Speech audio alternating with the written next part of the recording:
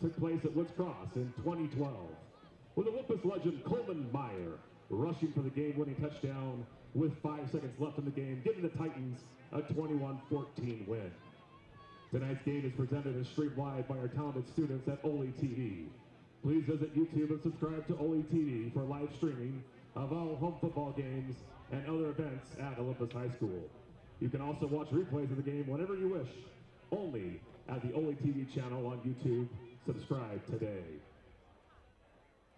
Now, in honor of America, and especially in recognition of the brave members of the United States Armed Forces who are currently serving overseas, away from their loved ones, we invite you to stand, if able, and direct your attention to the flag in the south end zone for the presentation of our national anthem.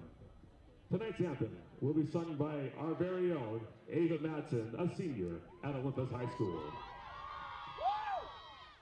Oh, say, can you see by the dawn's early light what so proudly we hailed at the twilight's last gleaming, whose broad stripes and bright stars through the perilous fight o'er the ramparts we watched were so gallantly streaming, and the rocket's red glare, the bombs bursting in air, gave proof through the night that our flag was still there.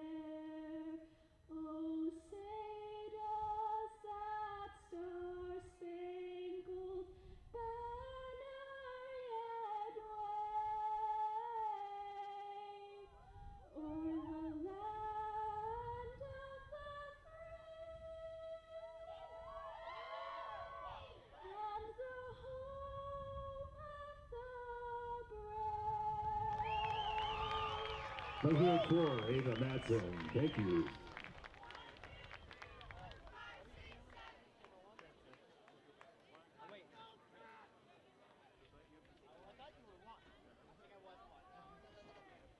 I call a ball, right? Yeah.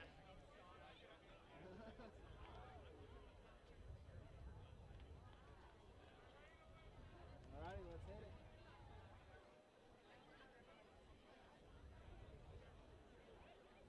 And now, fans, will you please direct your attention to our track, and please welcome our Athenians, our cheer team, and our deco getting us ready for tonight's game.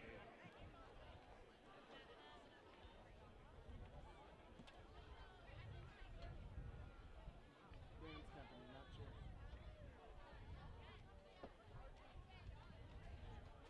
Yeah, I'm up here. No idea.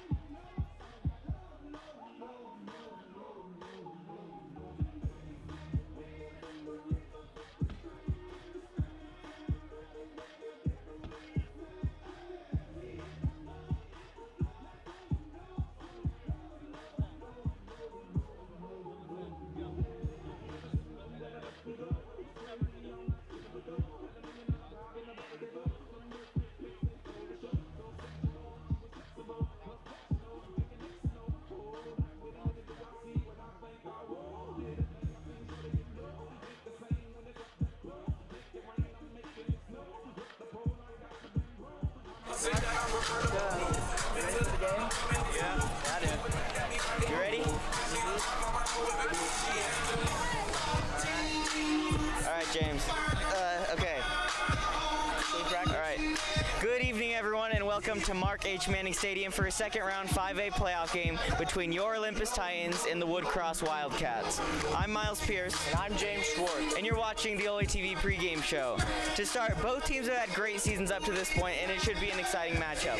For storylines, Oly's incredible second half. After a 1-3 start, Oly's riding a 5-game win streak into the playoffs. Olympus has been incredible on both sides of the ball, and the offensive attack led by senior quarterback Max Rice has been unstoppable. The defense hasn't allowed more than 10 points over these last 5 weeks.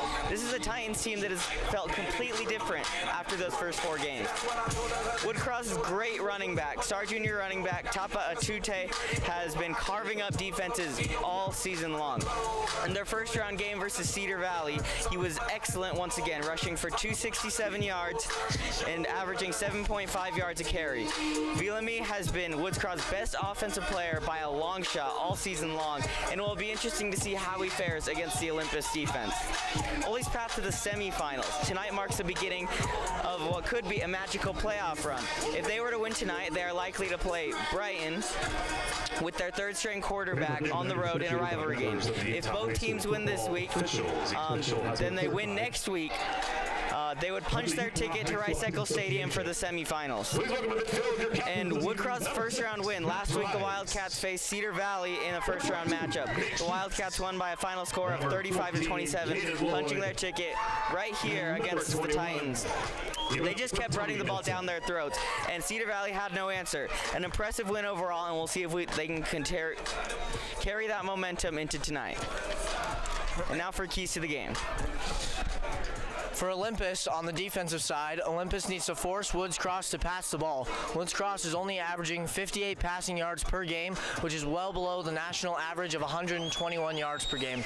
Junior running back for the Wildcats, Viliami Tapaatu Utai, is averaging 147 rush yards per game. Olympus's defensive line has been incredible in their last few games, limiting many good running backs. They'll have to do it once again if they're going to be able to win tonight. Offensively, the Titans need to limit turnovers and continue their efficient passing success. In their last 2 games, they threw 3 of their 4 interceptions on the year. They were still able to win those games, but they will need to protect the ball to secure a win tonight, as this Woods Cross offense will take advantage of every possession. For Woods Cross, defensively, they will have to play great pass coverage defense tonight. QB for the Titans, Max Rice, is averaging 180 yards and 2 touchdowns per game. Woods Cross will have to get him off his rhythm and try to cause turnovers. They will also need to disrupt him in the pocket and get sacks. They have 2 players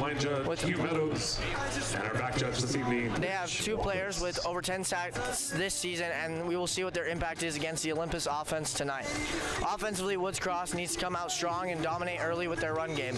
Olympus has been stickler against the run this year, but we'll see if junior Viliami Tapaatu can really show who he is. He ranks 2nd in yards and 3rd in touchdowns in the state of Utah. The Olympus defense will have their hands full with him tonight. That's it for the pregame show, and up to the booth with Lucas and Colin.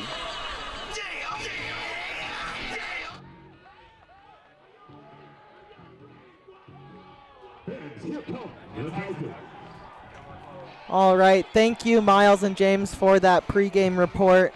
I'm Lucas Pierce. I'll be your play-by-play announcer tonight, and I'm joined by Colin Malger, who will be your color commentator tonight. Thank you for joining us as the Olympus Titans will face off against the Woods Cross Wildcats in the 5A second round of the playoffs. Before we start tonight's broadcast, we'd like to give a shout-out to everybody who's helped us in the booth this season. Nate Mayfield, Mr. Warner, Mr. Poffenberger, and Jared Larson have all been key figures to getting these Olympus football games off without a hitch, and we'd like to thank them for all of their help. And then we'd like to specifically thank Jared Larson for all of his Olympus statistic that he provides to us. And what an interesting matchup we have tonight between Woods Cross's rushing attack versus Olympus's rushing defense. It'll be a good game to see, with Woods Cross running a triple option style very similar to the military academies and Air Force, with a very spread out wide, just run heavy, versus Olympus's, as we've seen across all of these games, very pass heavy offense. We have an early start time tonight, so a small student section, but we are getting ready to go as the Titans line up to kick it away to Woods Cross. And Woods Cross comes into this game with a win over Cedar Valley in the first round of the playoffs. It was a nail-biting game, but they won within the last minute, which moves Woods Cross into a 7-4 overall. And Olympus comes into this game 6-3 with a 5-game winning streak. Back to receive for the Wildcats, number 2, Reese Hammond. Asher Gubler is getting ready to kick the ball from the 40-yard line. And here we go. One team season will end tonight. Will it be the Titans who advance to face Brighton or Wasatch, or will it be the Wildcats? Back to return for Woods Cross is Reese Hammond, and it looks like Crew Fornelius, I think. No, Riker Martin instead. It's a touchback anyway. It was received by Reese Hammond. And coming onto the field is Woods Cross offense. You mentioned earlier that they feature a triple option attack, much like Air Force. Yeah, and tonight I believe we will see Olympus come out in a slightly altered defense than what we've seen them run all year. I believe we will see them bring a more heavy power look to counter this run game and drop some other people into the linebacker position. Quarterback tonight for Woods Cross is Jesse Simmons behind him. And he gets the ball, and he will be stopped right at the 20-yard line. Behind him is Vilami Tapa Tuai. Apologies if I botched the name. That's what we're going to see all night here, folks. Just a lot of running. You'll either see a handoff to the running back, or the quarterback will keep it and potentially pitch it, and that's what we'll see all night from Woods Cross. And he's rushed for more than 1,600 yards this year, so he's really good, and Olympus will have to stop him. They pitch it behind the line of scrimmage, and he's taken down for a loss. It'll be 3rd and long for Woods Cross. That's what's dangerous about running triple option, is that when that quarterback pulls the ball and pitches it, you always have the opportunity that he might make a mistake, or the running back might be in the wrong position to go get that ball. Riker Martin got the pitch right there and was tackled behind the line of scrimmage. Great defense by the Olympus Titans, as their defensive line has been huge over their winning streak this season. And this whole defense has been really propping up this winning streak. When the offense maybe could fall short, the defense will always be there. That's something that Olympus is known for. They pitch it out to Martin again. He doesn't have much room, and he'll be taken down eventually right at the line of scrimmage, and the Olympus defense forces a punt early. Great job by that defensive line, not letting Woods Cross get any room running. If the Olympus defense can do this all night, I expect that Woods Cross will have a very slow offensive production. And if Woods Cross can't get the running game going, we'll see how good their passing game may be tonight. Last game against Cedar Valley, they weren't able to get much in the pass game. Simmons was 3 for 8 with a few interceptions. And the ball is punted away. James Schlendorf is back to return. It looks like he's going to take it at the 45-yard line. He has a hole. He's up to the 50. Inside Woods Cross territory. He's going to be pushed out of bounds, but there is a flag on the play at the Woods Cross 48-yard line. We could potentially see a holding or a block in the back on Olympus. We'll have to see. Those are the most common penalties you'll see on a punt return. And coming out from the sidelines is the Olympus offense. What are we going to see from them today, and what are some things we should look for? So I believe they will try and target something very similar to what Cedar Valley's approach was, which was to try and target the safeties. We'll see a lot of long, down the range footballs thrown from Max Rice today, as our receivers are very used to and accommodated to his throwing style. So we'll probably see some big gains from Max Rice and the receivers today. And that is where Olympus is at their best, specifically with Tommy Nelson and Caden Lloyd. They have such speed to get down the field quickly and beat those safeties. We'll have to see if they're able to do that tonight. Looks like after sustaining an injury against Skyline, Jack Evans is back, as Olympus will have the ball at their own 42-yard line after the penalty. Rice is looking to throw. He doesn't have much time. He evades the pocket, and he's rolling out to the sidelines. He's nearly shoestring tackle. He's going to throw it, and it's caught by Luke Campbell at the 30-yard line. Great job coming back, and he goes out of bounds at the 27-yard line. Great job by Max Rice scrambling out of the pocket. That is one of Max Rice's greatest abilities, is his mobility in the pocket and his sense of pocket pressure. He's able to roll out there to the left, find an open receiver downfield, and hit a strike for a first down and more. And that's really what Olympus's offense was missing early in the season with Luke Esperson. Max Rice came in, and he's been able to transform this offense. And a good part about that bye week is that we've seen Jack Evans be able to be healthy. They're going to hand it off to Evans. He has a hole. He's out to the 20. He's at the 15, and he'll get the first down at the 11-yard line. 10-yard line, check that, and it'll be first and goal for the Titans. He was great against Skyline, and you're already seeing him put together some things early in this one. Got to have a variety of offense when we're going against Woods Cross. Rice is looking to throw. They get it out to Luke Campbell on the screen. Can he get around the corner? He breaks a tackle, and he's going to go in for the touchdown. Your Titans are up 6-0 early in this one. Quick to strike are the Titans tonight, and that's a simple wide receiver screen we've seen all year, and Luke Campbell able to make a little shifty work with using his blockers and is able to walk in the end zone. You saw them earlier in the year doing that with Hugh Matsumori. Unfortunately, he went down due to an injury, but they've been able to keep up that screen game, and it's really helped them out this season. Yep, that's a very simple offense here. They try and throw the short screen passes to try and get yardage. The kick is up, and goodbye, Goobler. Your Olympus Titans strike early once again. They're up 7-0. They didn't score quite as quickly as they did against Skyline, but that'll do as they have the lead 3 minutes into this one. If the defense can hold, this will be a pretty high-scoring game for the Titans. And the biggest thing for Olympus is that against these run-heavy attacks and triple option attacks is that if you can get a lead early, you can really limit your opponent's opportunity to come back, and that's exactly what the Titans did, and now they just need to hold strong. Because if you can get a lead on these triple option teams, time becomes much more of the essence for them, which is not their style of play. They like to run the ball and take their time, let their linemen rest so they can have the most power every single play.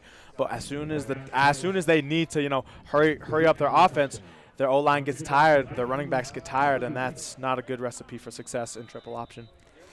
Hammond and Martin are back to receive the kick from Goobler. The kick is up, and it will be a touchback over Hammond's head. He's been great at kicking touchbacks this year and keeping the offense starting at around the 20-yard line. Goobler has. That's something Asher's known for. He's also a soccer player here at Olympus. He's known to have that leg and make pretty long field goals along with these touchbacks. His long this year, I'm pretty sure, is about 50 yards, so he has quite a leg, and Olympus can rely on him in big situations. And now the Woods Cross offense is back out onto the field. What do they need to do to get going this drive? This drive, their O-line really needs to take control of this Olympus D-line. And they hand it off to Tapa Ato Utai, and he's back to the line of scrimmage, maybe a gain of 1 yard on the play. See, you, as a triple option team, you can't let that D-line manhandle you. They're only bringing 4 or 5, and so if it's a 5-on-5, as an O-line, you must control your one-on-one blocks and allow your running back to find holes and get space and get yards. Exactly. And now Simmons is under center once again. They're going to give it to their running back, and he doesn't get much room once again. The Olympus D-line right there. They're able to load the box, and it'll be 3rd and long for Woods Cross. A little bit better than their last drive's 3rd down, but still a long way for a strong running team.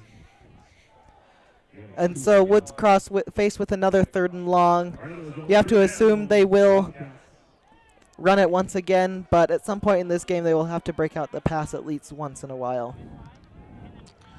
And this Olympus D-line of Thomas Malga, Ian Cox, Kingston Nugent, and Lincoln Ames has been phenomenal these last 3 games, just shutting down any running opportunity they've had, any team has had. Simmons is looking to pass. He has a receiver, and he throws it right over the head of him. It was Crew Cornelius, the targeted receiver, and Woods Cross goes 3 and out once again.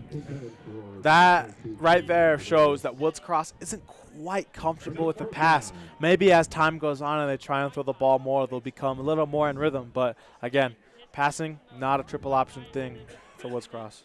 And Olympus is going to get the ball back really quickly already, and they have an opportunity to put this game in a stranglehold early. Punting is Jace Bills.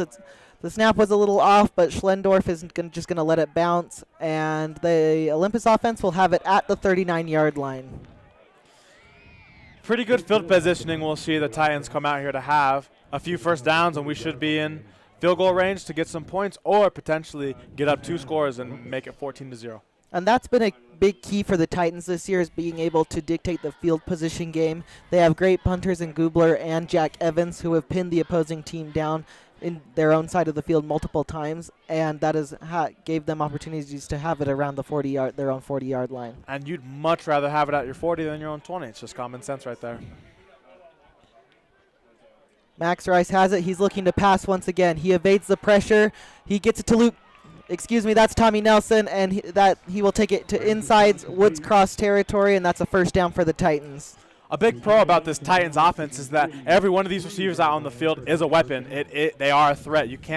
There's no number one guy out there. Tommy Nelson has been receiving a majority of them, but any of these guys could be considered a number one receiver. It's a 4 wide receiver look for the Titans. Max Rice is looking to pass once again. He throws it quick to Tommy Nelson, just overthrew him. He had a little bit of space with Riker Martin right there, and it is second down for the Titans. And with that one, it's okay to take a shot because it's a first down. It's all right to take a shot because now you have second and third down to slowly chip away at the yards, maybe get a field goal or try and go for a first down here. And you're going to see the Titans take a lot of shots today. You mentioned earlier they're trying to target those safeties. Max Rice takes it. He's looking to pass once again. He's under pressure. He has to evade, move out of the pocket, and he does, but the Titans will be faced with a 3rd and medium. 3rd and medium, we could see a screen pass or a quick slant to one of the receivers for the Titans here, just looking to pick up around 6-ish yards to get that first down. But a nice job by Rice right there, being able to move out of the pocket very quickly.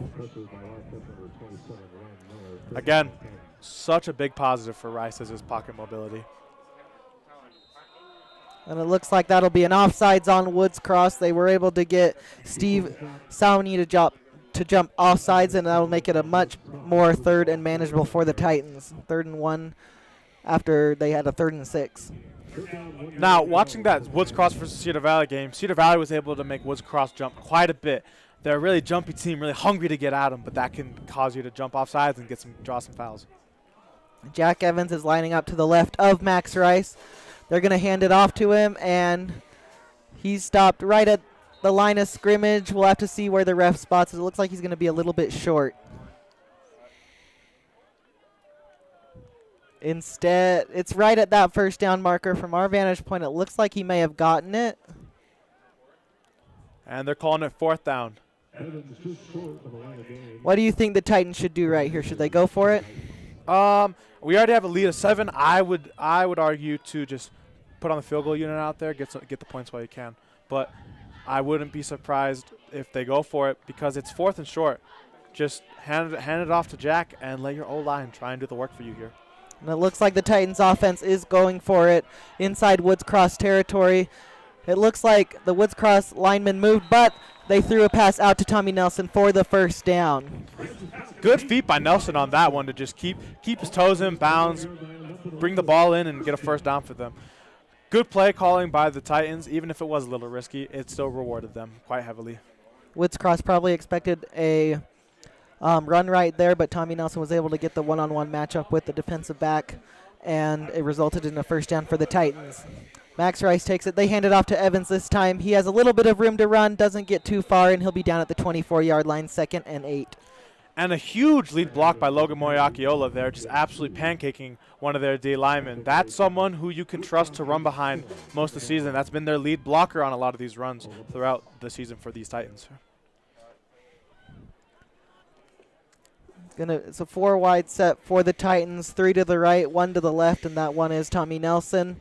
Jack Evans lines up to the right of Rice. Rice is looking to pass. He's under pressure once again. Will he be able to escape it? No, he won't, and that's a sack for Woods Cross right there. It'll be 3rd and long for the Titans. That one right there, just the pressure was too hot. The pressure was right in Max's face. He tried to look around to try and find a scramble, but the guy was already right on top of him. So a 3rd and long situation is not exactly the situation you want to be in here. It's almost like the ball hasn't moved that much ever since that first down. Looks like it was Brody Rogers on that sack for Woods Cross. A much-needed sack for them, too. Olympus trying to move the ball once again. Rice is rolling out. He doesn't have much room once again. He's under pressure. He evades the pressure. He throws it, and it's caught right at the first down, and he's gone! Luke Campbell, touchdown Titans. What a play by Max Rice. An incredible performance by Max Rice right there. Just some absolute pocket wizardry. Running around, evading 3 guys, rolling out to his right, looking down the field. And who's always there when Max is scrambling? Luke Campbell. Throws it to Luke Campbell, and Luke just uses his legs and gets it in the end zone. Did a great job tiptoeing the sideline, Luke Campbell right there too. And what looked like a lost play right there for the Titans turns out to be a touchdown as Gubler is on to kick the extra point. And there is a flag on the play. Looks like it'll be a false start on the Titans.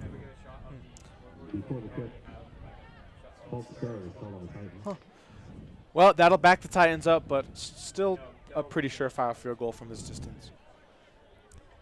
For the Titans right there, for Woods Cross right there, that could have been a huge momentum play in this game. They had the Titans at 3rd and 15. They could have got the offense off the field, but instead it results in a touchdown for the Titans. We'll have to see how the Wildcats respond after that. This extra point is up, and it is good as well. Your Olympus Titans are up 14-0 with 5:28 left to play in this first quarter. Olympus here jumping out to a hot start. Two scores in the first quarter. It's looking really good for the Titans tonight. And this is very similar to how they started off against Skyline. Skyline, it happened much quicker, but the result is still the same. They're up very quickly, and we'll have to see if Woods Cross has the ability to move down the field fast and score because they need points desperately. And these last 2 Olympus offensive drives, we've seen exactly what makes this Olympus offense so deadly is when Max Rice gets out of the pocket, starts improvising. Linebackers and safeties aren't sure who to cover, and they start to scramble and try and find someone to cover, and that'll always leave someone open. And Max Rice has that field vision to go down there and target those wide open guys and get huge gains from in the air. So Olympus is kicking off already for the 3rd time in this game. It is up, and it is not to the back of the end zone. Reese Hammond takes it, and he's looking to move across the field, and he's tackled right at the 16-yard line. Great pursuit by the Titans. That time you get them behind where they would have if they would have taken a fair touchback. So maybe not too bad that he kicked it a little short. But you'd always like the security of always starting on the 20. For sure. But what you see once again, the starting field position, Woods Cross is starting at their 20 or inside their own 20 this entire game, and Olympus has been able to start within the 50 and 40 of their own side of the field. As they're going to hand it off to their running back. Never mind, their quarterback takes it, and that gets them a few yards. It'll make it 2nd and manageable for the Wildcats. See, that's more of the type of play you need, a more 4 and 5 yard gains through the ground. That, if you can do that consistently, you can drive down the field. A very common football saying is 4 and you score. All you need is 4 yards to continue to get a first down. So Woods Cross lining up in the same formation this time once again. Simmons is looking to pass, and he's taken down by Nate Sheets at the 12-yard line. Great job by Nate Sheets to get to the backfield really quickly. See, since Woods Cross runs this Air Force-style offense, they have very, very wide spread between their linemen. So that allows for more space for a linebacker if they're blitzing to shoot right through, like we saw Nate Sheets do right there. Nate Sheets, Ryder Birdsey, Braden Wolfenbarger, some ferocious linebackers who are ready to take any quarterback's head off when they're given the opportunity. And so what does Woods Cross do here? We saw in their last 3rd down they tried to pass. Will they try and do that again? No, they don't. They pitch it out to the wide receiver, and he will be tackled right around that line of scrimmage, the original line of scrimmage, and Woods Cross is punting once again. Again, Woods Cross not able to generate a ton of offense, not able to get it past their own 40 so far. So Woods Cross is definitely going to have to switch something up because they've just been running into an absolute brick wall, which would be this Titans defense. If this continues, we'll have to be on 1st down watch and cross the 50 watch for Woods Cross, as we were last time with the Skyline Eagles in the first half. The punt is up, and it's right to Schlendorf very quickly. He has an opportunity to return it. He's within Woods Cross territory. He has some room, and he'll be down inside the 40-yard line. Great return by Schlendorf. See, it's hard to get up in a football game if you're Woods Cross because the field positioning is so against you right now. You've had three kind of stagnant offensive drives, which has led the Titans to have the ball from the 40 or in, and so it's hard for your defense when there's such a short field they have to deal with. It's so easy for the Titans to drive down and score. And so Olympus, you could say they're already in field goal range. They'd like to get more though, as Rice is ready to take the snap. He does. He fakes the handoff to Evans, and his target was Caden Lloyd. It was a bit outside, 2nd and 10. A little hesitation from Rice as Lloyd was low covered, hoping that Lloyd's speed could get him some separation to come down with a more secure catch. The Titans at the 33-yard line, right around where they had their 3rd and 15 conversion, their last drive, which resulted in a touchdown. We'll have to see what they can do here. 3 wide receivers to the left, 1 to the right. That one is Caden Lloyd. Rice has it. He's looking to pass once again, as he does all the time. They get it to Sam Nada right there, and he has room at the 20. The big wide receiver is taking it down the sideline, and he'll be down inside the 5-yard line. Great job by Nada running down inside the 5. Huge play by Sam Nada right there. Only a sophomore coming onto this Titans team. And you see right there, he's tall and he's athletic. He's able to throw a defender with him as he rumbles down the sideline. And Olympus looking to score once again. We've talked about their wide receiver depth multiple times this season, but it's just evident right there. Max Rice can throw it to anyone, and Olympus can have success. Sam Nada limping a little bit. We see him subbed out for Nate Hughley as they go for a more jumbo package, looking to run the ball here. Rice has it. They do hand it off to Evans. He doesn't have much room. He'll be tackled behind the line of scrimmage at around the 8-yard line. 2nd and goal for the Titans. Something that the Titans offense has struggled with this season is running in the red zone. It's been a little tough to have Jack Evans find the end zone. His O-line could do a little bit of a better job trying to stick on those blocks, but they do a great job when it comes to the pass. You mentioned they've struggled to get Evans into the end zone this year. He only has 5 touchdowns on the season and is only averaging 40.6 yards per game. Compared to Woods Cross, where Tapa to Utai has 21 touchdowns. That's what you get when you're a heavy running team. Rice is looking to pass. He's rolling out. He's under pressure. They're targeting Lloyd, and it's nearly completed. Lloyd tried to dive for the ball, just a little bit overthrown. It'll be 3rd and goal for the Titans. Hey, even if it wasn't a touchdown, you like to see the effort from Lloyd selling out for the ball, trying to go for the score here. That's good effort that you love to see. You mentioned Sam Nada was limping after his catch. He's subbed back in for this big 3rd and goal.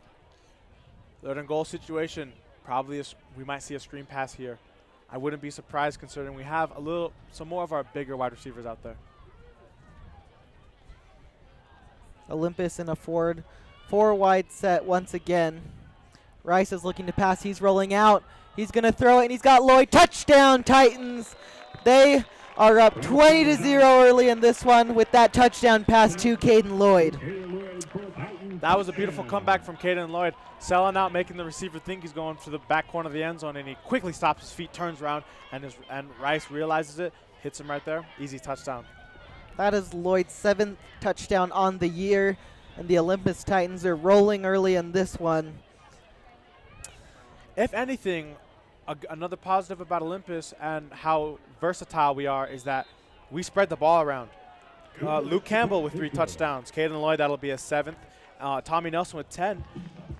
All of our receivers has had big touchdowns in crucial moments across the year. We spread the ball around really good here at Olympus. And so the Titans are getting ready to kick off once again for the 4th time this half. And I think Woods Cross' goal on this drive is to just get a 1st down and settle down the offense a little bit, let them get into a rhythm. Yeah, let the offense calm down, get into a rhythm, get a 1st down, get a nice solid drive going that you can build on to try and overcome this lead that the Titans have built so quickly in this 1st quarter. You have to wonder if Woods Cross tries to start passing a little bit more, or if they try and find something creative on offense to try and get a spark. They're down 21-0 early in this one. It's almost as if, what do they have to lose? This is their season. At this point, if I were Woods Cross, I would start passing the ball. Running has kind of ended nowhere for them. Hammond takes it. He doesn't have much room, but he does get past the 20-yard line, and this is Woods Cross' best starting field position of the game, as they'll start at the 25-yard line. Let's see what they can make of it here. Let's see if, with this better starting field position, they continue to try to run the ball or try and switch it up and do a little more passing.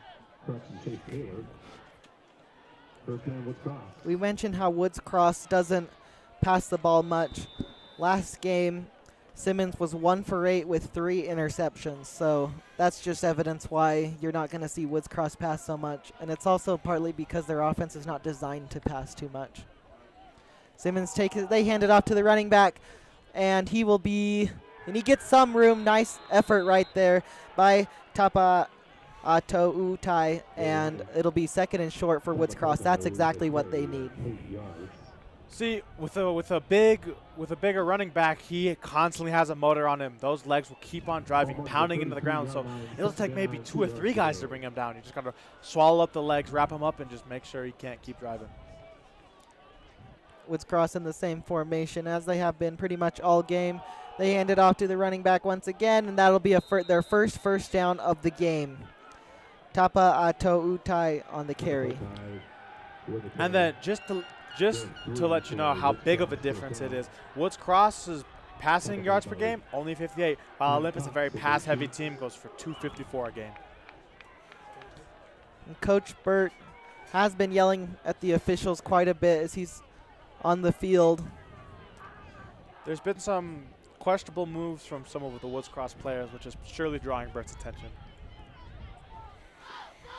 They hand it off to Tapa Tuai once again, and he has some room on the edge, and he'll be tackled at the 40-yard line. This is exactly what Woods Cross needs to do. They need to get some offense going. Maybe truly the better field positioning was all they needed to start getting on the drive. You know, get a little more fire in them, saying, "Hey, we have better field position. Let's go down, try and get a score here." And it looks like there is a timeout on the play. I think it may be a referee timeout. We'll have to see what they're discussing.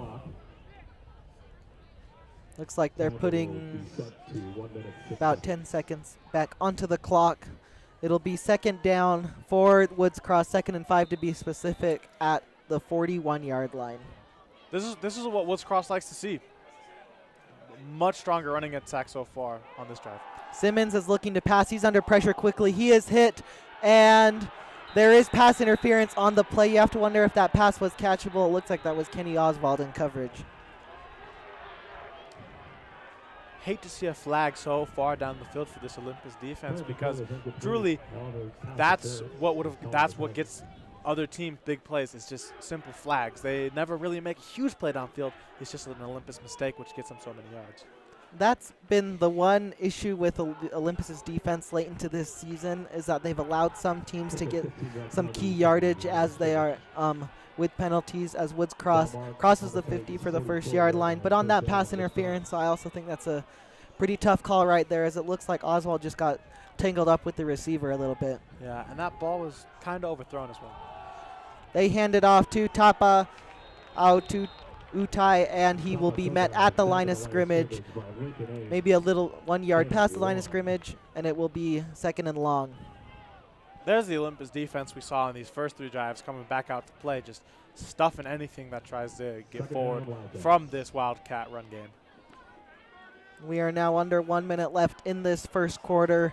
Woods Cross getting some momentum on offense, but we'll have to see if the Olympus Titans defense can hold strong. And Tapa to Utai was tackled right at the line of scrimmage right there, and it'll be 3rd and long for Woods Cross. The Titans here playing Titan defense, real Titan defense, hard-nosed, steel wall defense. Just nothing gets past these Titans, especially on the ground these last few games, and we continue to see that. They might have gotten a little more momentum here, but still, the drive will end in the same result, a 3rd and long, where Woods Cross doesn't really know what to do, and we'll get a punt. And that is the end of the first quarter right there. Your Olympus Titans are up 21-0, and we're going to go down to our sideline reporters, James and Miles, for their first quarter report. The Titans have completely dominated this game, 21-0, and the first quarter just ended. And why has the defense just been so good? Well, I mean, they've been limiting Tapa Tutai like crazy. I mean, three and outs on 3 possessions for the Wildcats. They have not been able to do anything on offense, and every time they have had to throw the ball, it has been disastrous. And what about the offense? Well, the offense has been incredible. 2 touchdowns from Luke Campbell and a touchdown from Tommy Nelson. Woodcross has no answer to this passing attack. They've completely dominated this game, and it'll be interesting to see if they continue that, or will Woodcross bounce back. That's all we have for the first quarter. Head back up to the booth. Done.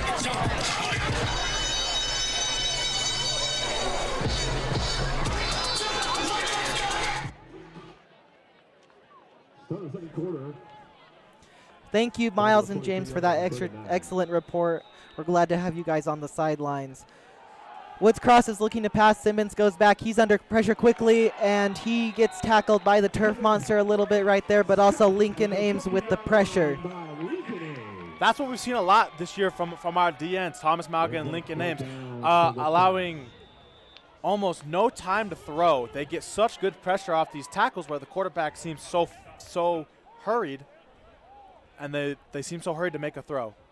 And so we've seen that a lot.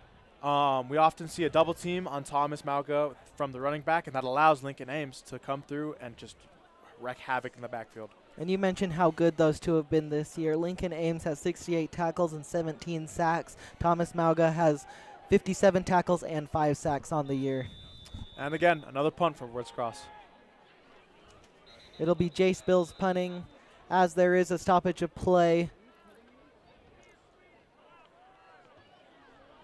Once again, it looks like Ryder Birdsley's coming off the field due to blood. For a substitution. And that means we see Brady Wolfenbarger come in as a substitution. Woods Cross punts, and Olympus nearly blocks it, and Schlendorf is looking to return. And he's going to be tackled right around the 25-yard line, the 26-yard line to be specific, and the Olympus Titans will have it right there. And I wouldn't be surprised if we see a nice long Olympus drive right here to get down the field. Our passing game has been elite and so efficient so far this game, and I would imagine we continue to see very similar things.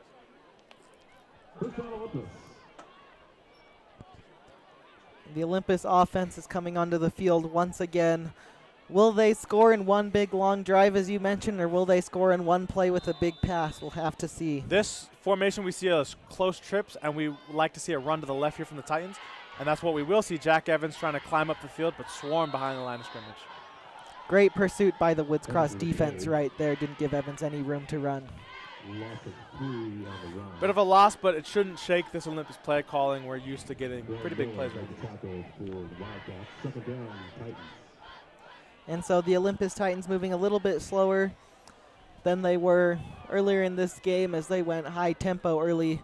Now they've slowed it down as they have the 21-0 lead. Evans motions out to the left of Rice. He's looking to pass. He has Campbell over the middle. Big hit right there by the defender, number 12, Shaden Garrott right there, and it'll be 3rd down for the Titans. But Campbell's able to bring in that ball. That's a really good ability to have as a receiver, is to be able to catch in traffic, be able to catch and get hit. Just to gain yardage no matter what if they try and target you and you're able to bring it in. That was a great job by Campbell to hold on to the ball, as that was a big hit. Wouldn't be surprised if we see a target to Tommy Nelson on the left side all by himself with a corner. Evans was going to motion out. Looks like he's back to the right of Rice, and he does motion out this time. Rice is looking to pass. They do target Tommy Nelson. It's just out of his reach, and the Titans will be punting for the first time this game. Bit of a lower placement than Tommy Nelson would like, and it just slips right out of his hands. Unfortunate, but we will see most likely a punt this deep into Titan territory. You're likely going to see Jack Evans punt it right here as they're in that pooch punt formation. Jack Evans has been a great punter this year. Multiple times he's been able to pin the opposing team inside the 20-yard line. Evans punts it, is to the sideline, and it's another good one right there as it bounces inside the 25-yard line, and they'll take the Woods Cross offense will take it at the 22-yard line. Another great punt by Evans. Down at the 22-yard line. Riker Martin right there, looking to maybe try and snatch the ball and run it back as the Titans start to jog off the field, but thankfully a Titan picked it up and stopped the play. And so the Woods Cross offense is back out onto the field. Will they start to pass it, or will they continue to run it? We'll have to see, but with the 21-0 deficit, you have to figure they try something new. Though they did have some success running the ball on their last drive. It is a run, and it's a fumble. On the pitch, who recovered it? It looks like Woods Cross did. That was a interesting play by Jesse Simmons, who tried to pitch it to the receiver behind him, and it results in a loss. And I think from the iffy pitch, Riker Martin fumbled the ball and was able to fall back on it. And it looks like they'll return right to the usual line of scrimmage. So Woods Cross continuing to run it, though we are seeing them try and pitch it a little bit more recently. We'll have to see if that continues as they hand it off to the running back. Nice shoestring tackle right there by Nate Sheets.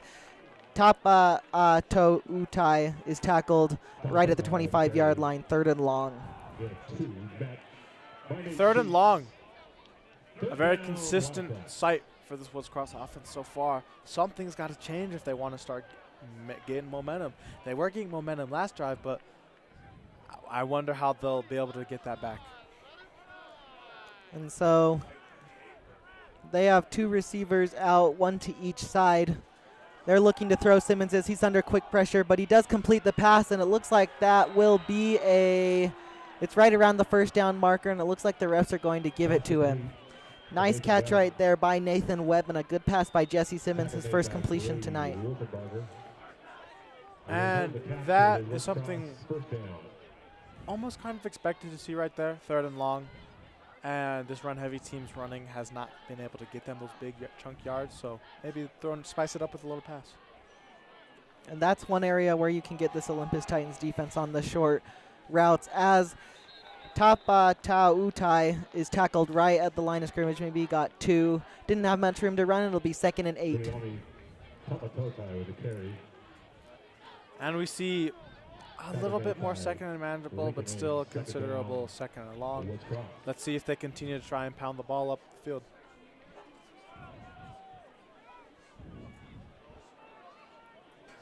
Woods Cross, they hand it off to Tapa Utai. No, they don't. They pitch it out instead, and he has no room to run. It looks like he got a gain of 2 on the play. Did Crew Cornelius on the pitch, and it will be 3rd and manageable for Woods Cross. About a 3rd and 5 for Woods Cross. This means they can really kind of do anything they want here. I mean, this is a crucial 3rd down. You really need to get a score or 2 in here before the half. So will we see them try and get an outside run, maybe a motion to a pitch? We'll have to see. I think if Woods Cross really wants a shot in this game, they have to get it within 14 by halftime. They do pitch it out. This time it is Riker Martin, and he doesn't have much room to run as he will be tackled short of the line to gain. Great defense by the Titans. And another punt we should see, or as the punt unit comes on, another punt, which will probably give the Titans pretty good field positioning here to hopefully go and score. It's pretty good field positioning, even if Schlendorf chooses to take a fair catch, but he is a dangerous return man. We'll have to see how far he can get up the field, if any.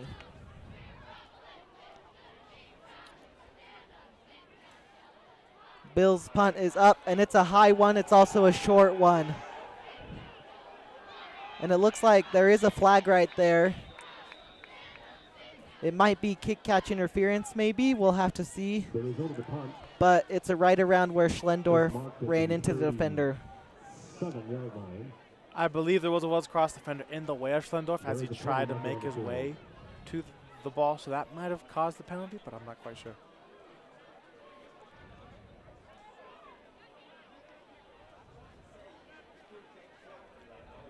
We'll have to see what the Titans do. It looks like Coach Burt is pointing back. I'm pretty sure that penalty is kick-catch interference, and the Titans will have the ball first down. Interference on the kick return called on Woods And Cross. they'll have great field position as they're at the Woods Cross 47 already. Starting in enemy territory is never a bad look here, Lucas. Puts the ball on the 47 No, yard it line. is not. Woods Cross, first down, I would say that is the goal right there. The battle of field positioning has been so heavily in the favor of the Titans as we see Max Rice stand alone in the backfield. And those are the little things that can get you far in the playoffs. Just those extra yards that you can gain. And it looks like there's a stoppage of play. Timeout Titans right before the play gets off. Maybe not quite the look the Titans wanted on that motion. Maybe they saw something they didn't want to go against for that particular play they dialed up, so they just call a timeout, go to the sideline, reset. We'll be all good. We'll draw up something new for what we see, and we'll head back out. Again, Olympus gets the ball at the 47-yard line after the penalty on the punt by Jace Bills.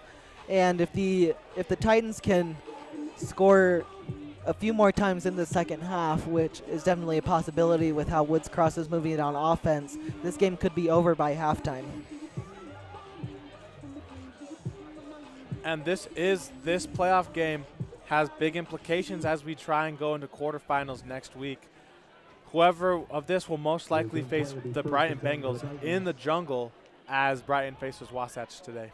That's a great rivalry. We've already seen one edition of that rivalry play out this year. The Olympus Titans won 13-0 in that one.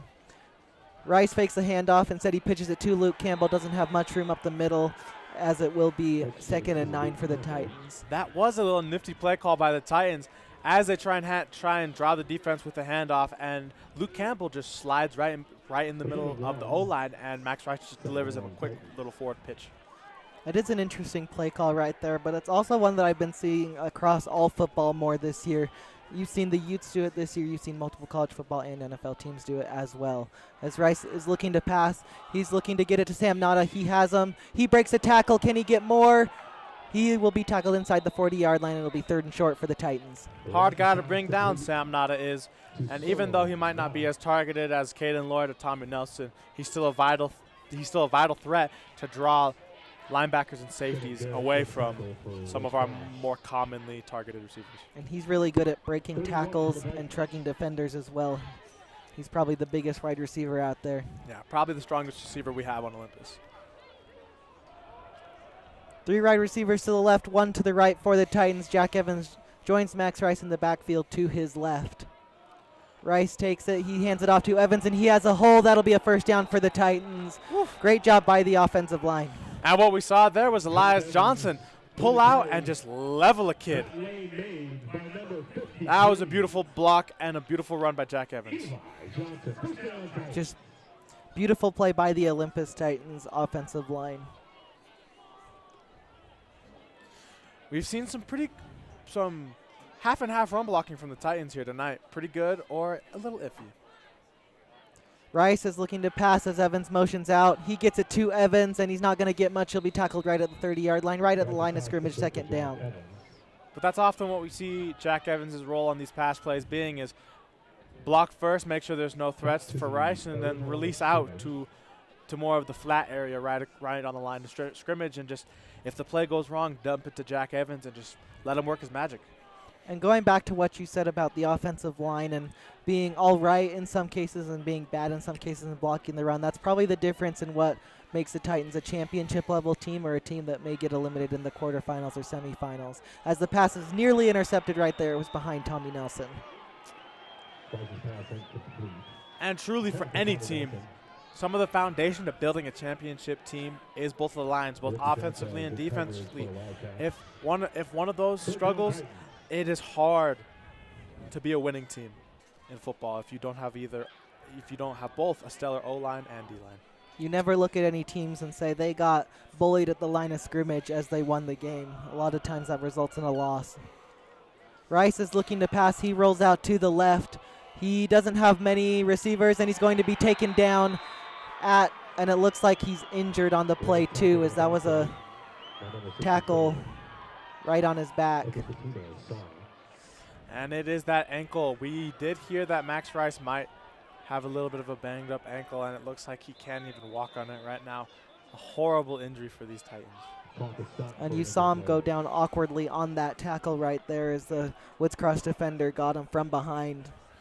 Woods Cross defender wrapped him up from behind, and another one came in and what appeared to just spear his back. We've mentioned earlier that Max Rice has been such an important piece to this team. Prior to this game, on the year, he is 109 for 195. He's averaging 181.7 yards per game, and he has 19 touchdowns and 4 interceptions. So we'll have to see what the Olympus offense does if Max Rice isn't able to play. Max Rice, he's still a quarterback. Even though he might be a little bit on the smaller end, that does not inhibit him at all. He's able to play like a superstar with his ability. He's such a mobile quarterback and has such a big arm. He's really a very good combination of a field general and a scrambler. And it looks like that is his right leg, which he isn't able to put much pressure on. So we will most likely see Luke Esperson step into the game at the play caller position and see what he can do as a quarterback. We saw him start the first 3 games, which saw the Titans go 1-2 against Spanish Fork, Provo, and Bountiful. Looks like he was able to put some pressure on that right leg, Max Rice's, but still a difficult situation for the Titans as Luke Esperson isn't at quarterback. Titans with some motion, as now they have 3 wide receivers to the right and 1 to the left. And it is 4th down, so we will probably see Jack Evans with the punt here. Evans punts it away, and it looks like that'll pin him inside the 20-yard line, right at the 17-yard line for the Titans. The Titans really could have 2 all-state punters here. Jack Evans with the poot punt and Asher Gubler, who is just a pretty consistent kicker. Jack Evans has been such an asset to the Titans, being able to play safety, running back, receiver, and punter if we need him to. Probably one of the Titans' most versatile players. Right there is Jack Evans. He's able to do everything for them, basically. As we see Woods Cross line up deep in their own field positioning, let's see what they can do. They hand it off to the Simmons takes it instead, and he will get a first down. That's probably their biggest run on the day. Great job by Simmons reading the defense and being able to get a first down. The defense really sold out there to stop the inside run, as Simmons just keeps it on the outside and runs for a pretty decent 10 to 11 yards right there. And so Woods Cross will have a first down at the 29-yard line. We'll have to assume they keep running the ball, as because Olympus didn't get much going on offense right there, the door is still open for them to come back as Simmons is looking to pass. He doesn't have much room, just throws it away out of bounds. Throws it away out of bounds, and since he's outside of that tackle box, it wouldn't be considered an intentional grounding call right there. Good play by Simmons to roll out and just get rid of the ball when nothing's really developing. And one thing to know on the sidelines for the Titans, Max Rice still limping a little with that right leg, but he is walking better than he was as he was coming off onto the field. If that ankle is injured for Max Rice, that might take away one of his biggest abilities, which is to scramble. That would be a huge loss. So the Titans will have to step up right here as it is pitched out. There is a flag on the play, possibly holding, but the receiver is tackled behind the line of scrimmage right there. That is Crew Cornelius who had the pitch. The flag is more than likely a hold on Nathan Webb against Kenny Oswald, as a receiver is just trying to make sure he continues to have his block on that cornerback. But when you're so close to that sideline ref, you get really scrutinized. Even a little bit of jersey tug, and the flag will come flying.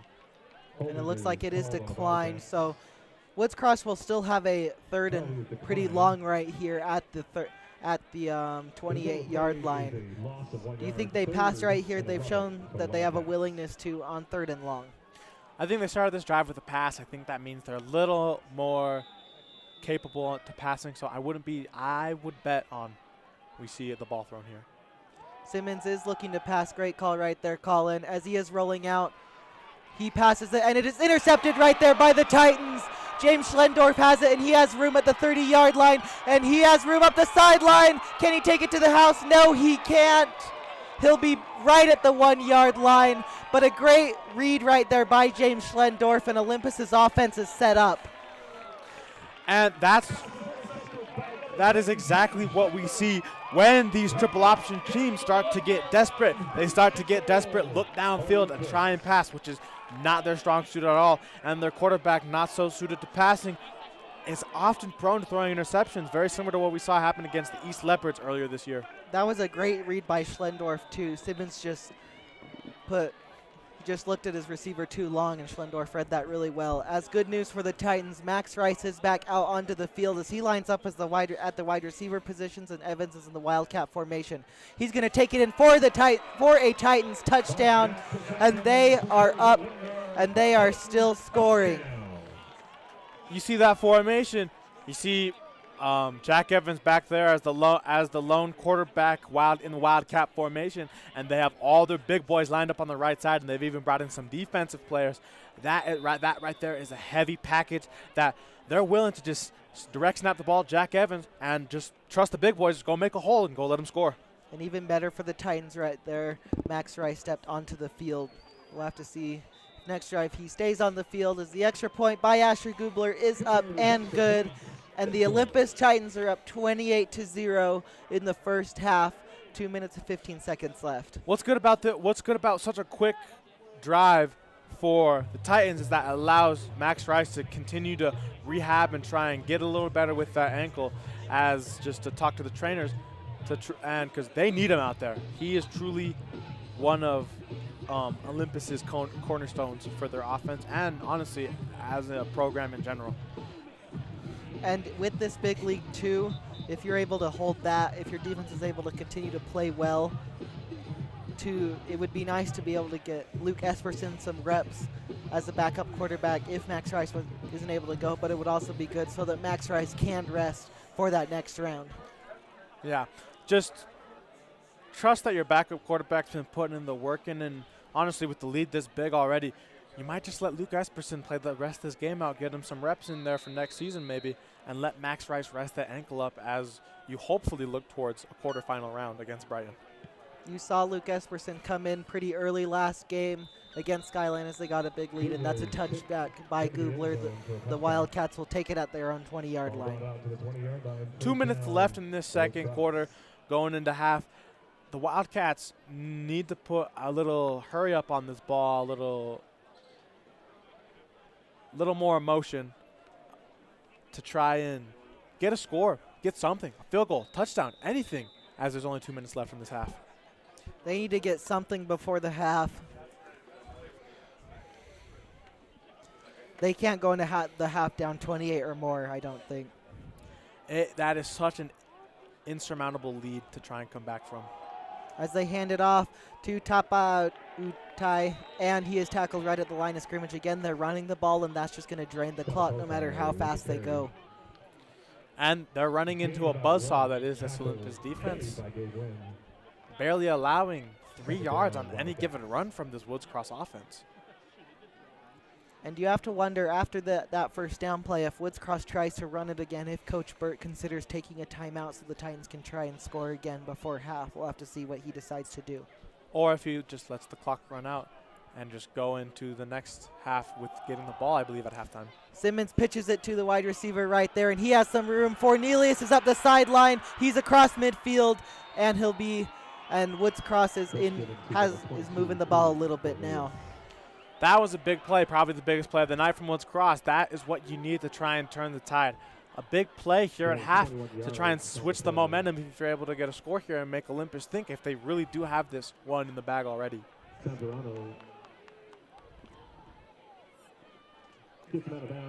So Woods Cross will take it 1st and 10 at the Olympus Titans 48-yard line. It's their second time being across midfield today as they hand it off to the running back, and he'll be down at the 45-yard line. A gain of about 4 there. Tapa to Utai, it was the running back right there. And as his clock winds down, we see a timeout from Woods Cross. Pretty typical of a football team. Just try and they have all 3 of their timeouts. So might as well use him here to try and slow things up, maybe drop a passing play or two to try and get the ball downfield and try and get a score in going into half. Though after that interceptions by Simmons, that led to a Titans touchdown. You have to wonder if Woods Cross goes back to that on this drive or if they're a bit afraid to. If they want to come back in this game, they're not going to be able to have that fear because they're going to need to pass the ball just a little bit. Yeah, maybe that quarterback is truly rattled by that interception and they don't really trust him yet to throw the ball again, or maybe they're just scared that something similar might happen. But honestly, going into half, I would throw it all out the window. I would try and air the ball out here and try and get a score here. You really desperately need it, being down 4 touchdowns.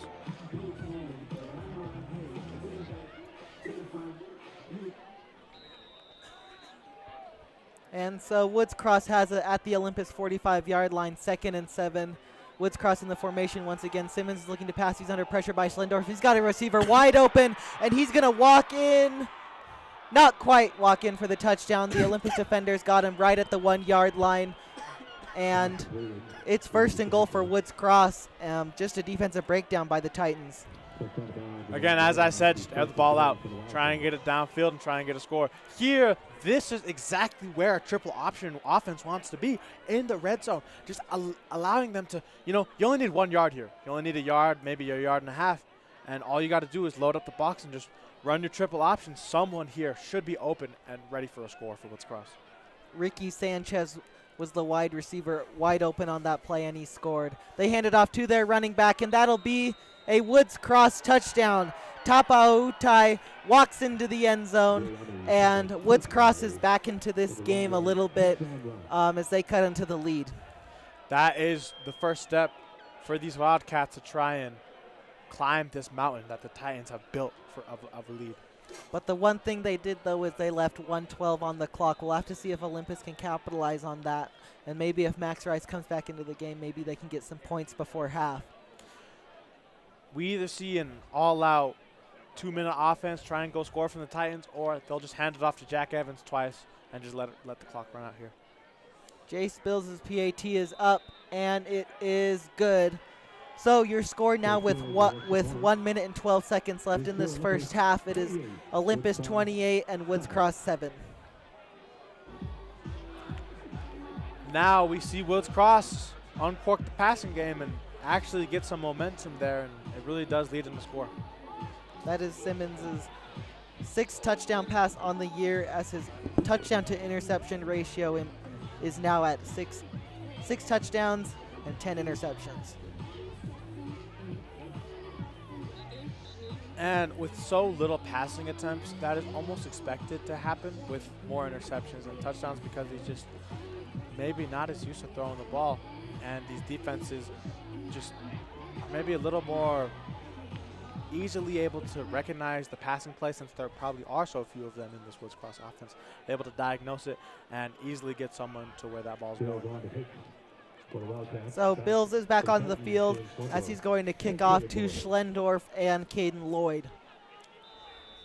And we'll see if it's Max Rice at the signal caller position or Luke Esperson on this drive for the Titans. The kick is up, and Caden Lloyd is going to take it at the 5-yard line. We'll see what they do. Dangerous man to have it.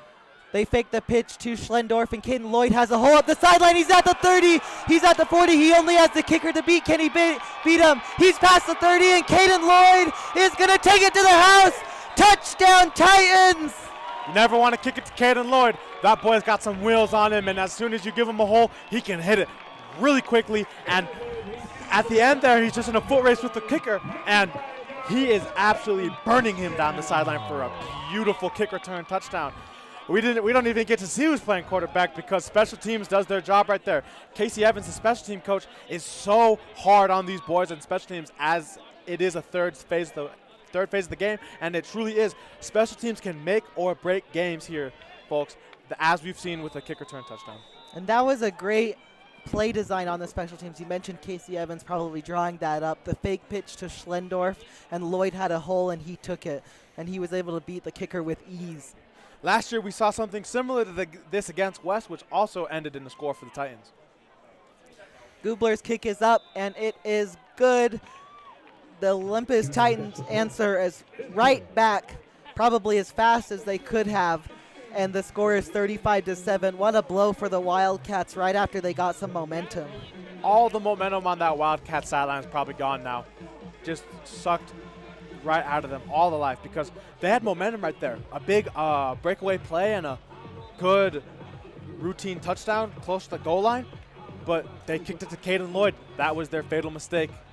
You can never kick the ball to Caden Lloyd. As we've seen teams do this year, they will always kick it to James Schlendorf because they know Caden Lloyd's speed on a kickoff is truly deadly.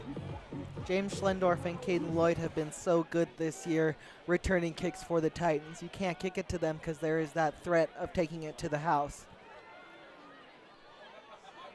And so with 58 seconds left, Gubler is getting ready to kick the ball away to Woods Cross once again. We'll have to see if he kicks it to the end zone or not. The kick is up and it is good, and these last two kickoffs really symbolize the difference between these two teams. Woods Cross kicked it to Caden Lloyd. He took it to the house. Gubler kicked it to the end zone. Routine kick. Oh, there is a penalty marker on the field for the Titans, so we will see another kick from Gubler. It appears to be an offsides on the Titans, which will mark the ball 10 yards back from its original kicking position. You don't really see offsides called on kickoffs very often, mostly on onside kicks when a team is trying to get that extra jump to get to the ball. But we'll have to see if Gubler can kick it to the end zone this time. A little bit more of a challenge as he kicks up from the 35 instead of the 40. If he gets a touchback here, I'd be very impressed. That is a long kick to get a touchback here.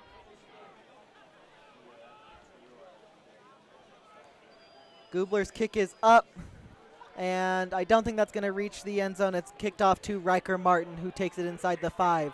He has some room, but not enough, and he's going to be tackled inside his own 25-yard line at the 24-yard line.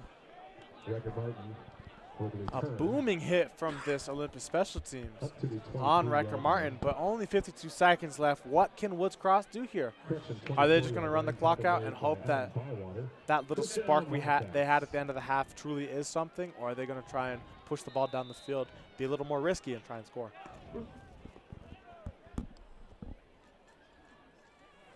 And Jesse Simmons is going to take the ball under center once again. He takes it on his own to the right side, and he's tackled right there by That'll be Kingston Nugent on the tackle there.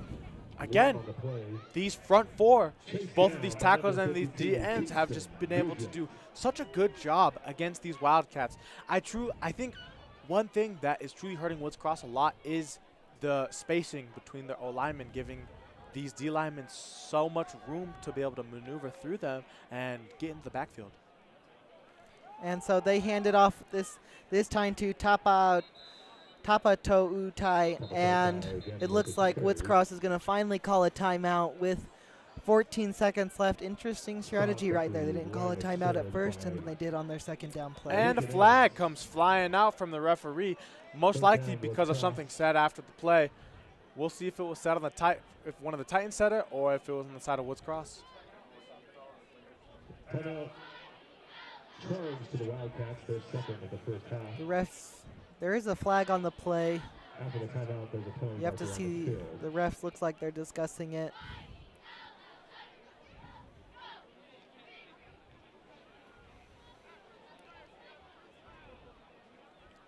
And it's unsportsmanlike conduct on Woods Cross and on Olympus. So both teams get unsportsmanlike conduct penalties after the play. Those will offset, and it will be third down nonetheless for Woods Cross. Probably some chit-chat after the play that the refs really weren't liking and wanted to stop. So they throw a flag, give it to both teams, give it to both of them as a warning to, hey, knock that off, just play the game. It's always interesting to see when the refs decide to call it on both teams or on just one team, or like the instigator per se. It feels like it changes by every game, every play. Okay. Let's see what Woods Cross can do here with only 14 seconds left on the clock in this first half. Simmons is looking to pass, and he has to roll out once again. Can he get it on the run? He's tackled out of bounds. The clock is continuing to run, and it looks like the Olympus Titans are going to take it into halftime. They have a 35-7 lead over the Woods Cross Wildcats. What a first half. And that was a beautiful play at the end of the half there by Thomas Mauga, quarterback rolling out to the right. Your job as a D-end is truly to contain him. So he goes out, hawks him down, and is able to get the sack behind the line of scrimmage and continue the clock to run and not let him get out of bounds. So that does it for us in the booth for this first half. I'm Lucas Pierce. I'm Colin Mauga. And we're going to send it down to our sideline reporters, Miles and James.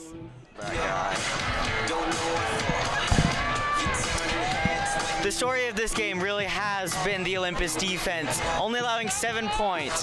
Welcome to the OlyTV halftime show. I'm Miles Pierce. And I'm James Schwartz. As I said earlier, the defense has been the story.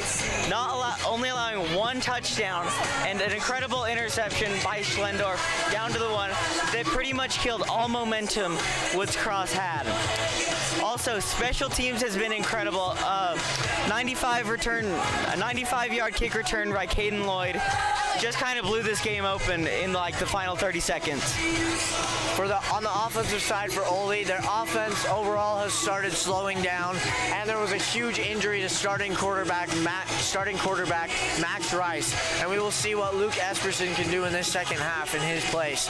But also interesting, in the last 2 minutes of this half, there were 3 scores, 2 by Olympus and 1 by Woods Cross. So lots of scoring here at the end of the second half. Overall, a pretty great game for the Titans. Can't say that about the Wildcats, but it'll be interesting to see how the offense runs with or without quarterback Max Rice. That's it for the OlyTV halftime show. Fans, for your halftime enjoyment, please direct your attention to the field and welcome your Olympus High cheer team led by head coach Haley Gatto.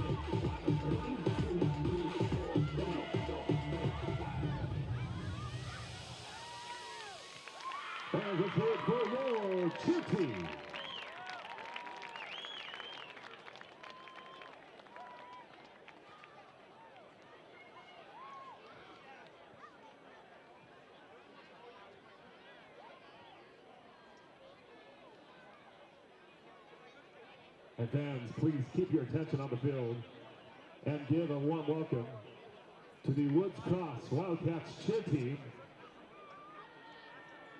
They're led by Coach Stephanie Bowen.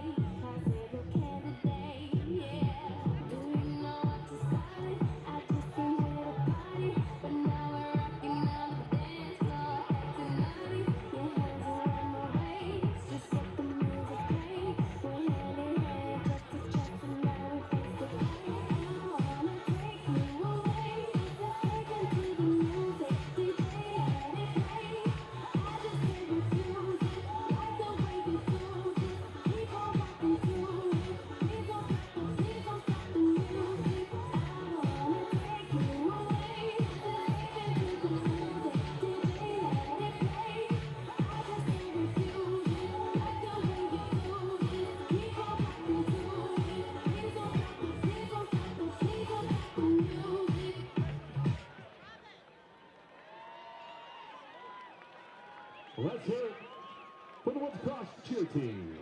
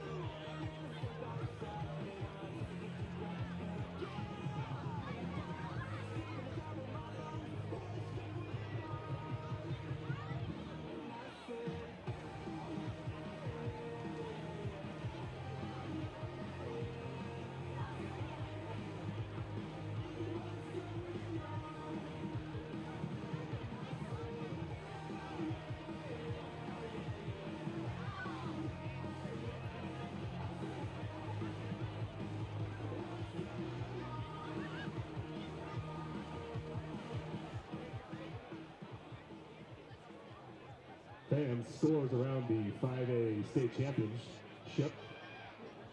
Beaumont leads East 10-0. Tippview ahead of Springville 28-17. Bountiful leads Alta 28-14. Maple Mountain over Northridge 17-14. Roy leads Granger 7-0. And up in Colin Heights, Brighton leads Wasatch 6-0.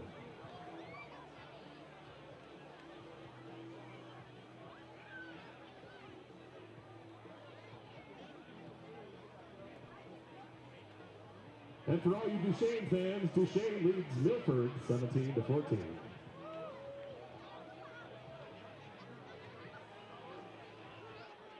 Fans, last month, it's time to recognize one of our own. If you recall, last month, our very own Chris Nilsson was named a winner of the Harbor Freight Tools for School Prize for Teaching Excellence. Mr. Nilsson, our incredible automotive teacher, won $35,000 for our school's automotive program and $15,000 for himself. A total of $1.5 million was awarded to 25 public high schools, skilled trade teachers, and their programs across the United States. Mr. Nelson states, "What I love most is fostering meaningful connections between my students, myself, and industry. The growth of these relationships is very rewarding as it lays the foundation for their future success."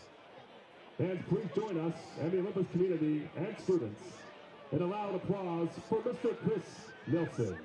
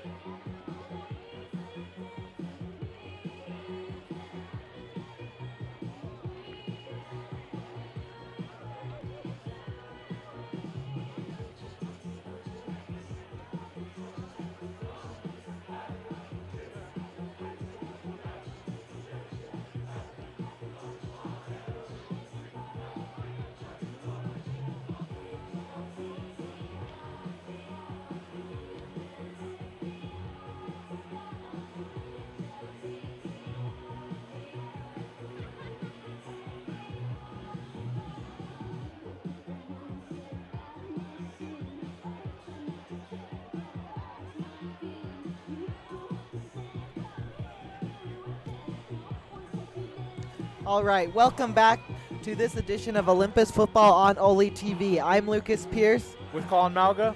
And it has been an exciting game for the Olympus Titans as they take a 35-7 lead into the second half. And let's go over some of the first half statistics. Olympus had 8 first downs to Woods Cross 6. Olympus has 9 rushing yards, and they have 152 pass yards. Their quarterbacks are 10 for 15 on passing attempts, and Olympus has 161 total yards. The Olympus also has 4 penalties for 35 yards. That's a big key to how Woods Cross has been able to get down the field at all during this game. Then Woods Cross has run the ball 28 times, and they've run for 67 yards. They have 51 pass yards in 2 completions. They have 118 total yards, and they have 2 penalties for 20 yards.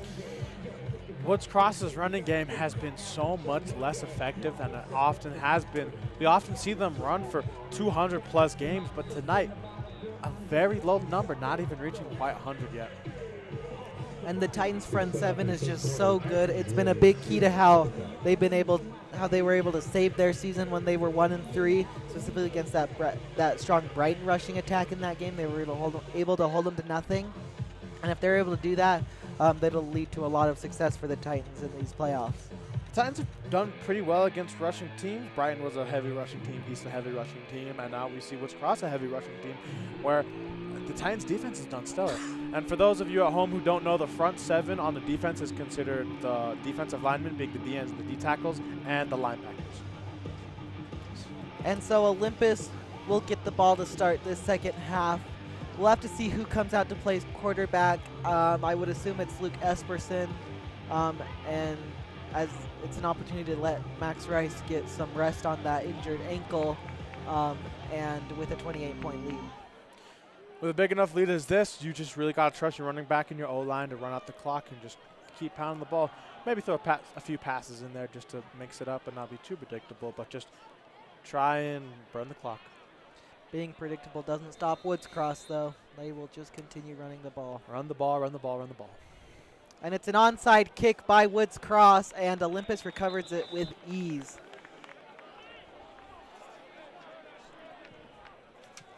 That was a good job by the special teams unit, able to fall on it. Right there, we see the junior Chase Taylor able to bring in the ball on the script kick, which is a little unexpected coming out of half, but yeah, good job by the special teams. Well coached, able to bring that in. Another good special teams play, dropping on the ball, and a kick return right before the half, as we saw. Woods Cross trying to get some momentum right there. Max Rice is back in at quarterback, so looks like he's able to play on that injured ankle. We'll see if it affects him at all as they hand it off to Evans, who has a bit of a hole, and he'll be tackled right around the 50-yard line. Good run gain on that first down. Nice little run there by Jack Evans. He's been having quite a night tonight. Let's see if he can continue it. I would imagine that Max is really only in there to hand the ball off. He does seem to be limping a slight bit while he's walking around in the backfield. Probably at this point, adrenaline is what's keeping him in the game. As the screen passes to Luke Campbell, and he will be tackled right around the 45-yard, and it'll be third and short for the Titans. Third and short, easily convertible here by the Titans, maybe about 1 or 2 yards. You can either throw a screen pass to one of your many receivers or just hand the ball off to Jack Evans and let him go get his first down. And right now it does look like Rice is just in there to hand the ball off or throw short screen passes. They're not going to try and make him do too much on that injured ankle. I would imagine if he has to roll out, he'll probably just throw the ball away. Not risk any hits or anything like that. That would hurt him anymore. Rice is looking to pass. He throws it deep, and it's a great ball to Tommy Nelson, and he's going to run it in for a Titans touchdown. So much for an injured ankle. Max Rice throws a dart to Tommy Nelson. And on that one, I truly have to give the highlight shout out to the Titans O-line for giving Rice so much time with little pressure, allowing Tommy Nelson to streak down the field and allowing just a nice, beautiful pass for a touchdown. Shout out the O-line right there for holding it tight.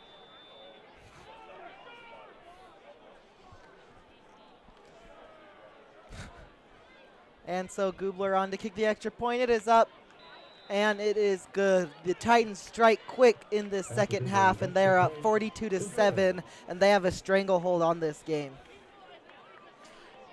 This game might be more than out of reach for Woods Cross at this point. Such a ginormous lead, almost coming up on 50 here. The Titans will more than surely, unless an absolute freak comeback happens, have this win. And that onside kick attempt by Woods Cross was basically the nail in the coffin, I think, for them. They tried to get some momentum, but Chase Taylor fell on that ball pretty easily. And now the student section of Olympus is starting to clear out early once again. All phases of the ball today for Olympus have been firing, special teams, offense, and defense. Defense has been a brick wall that the Woods Cross team can simply not get past except for one time.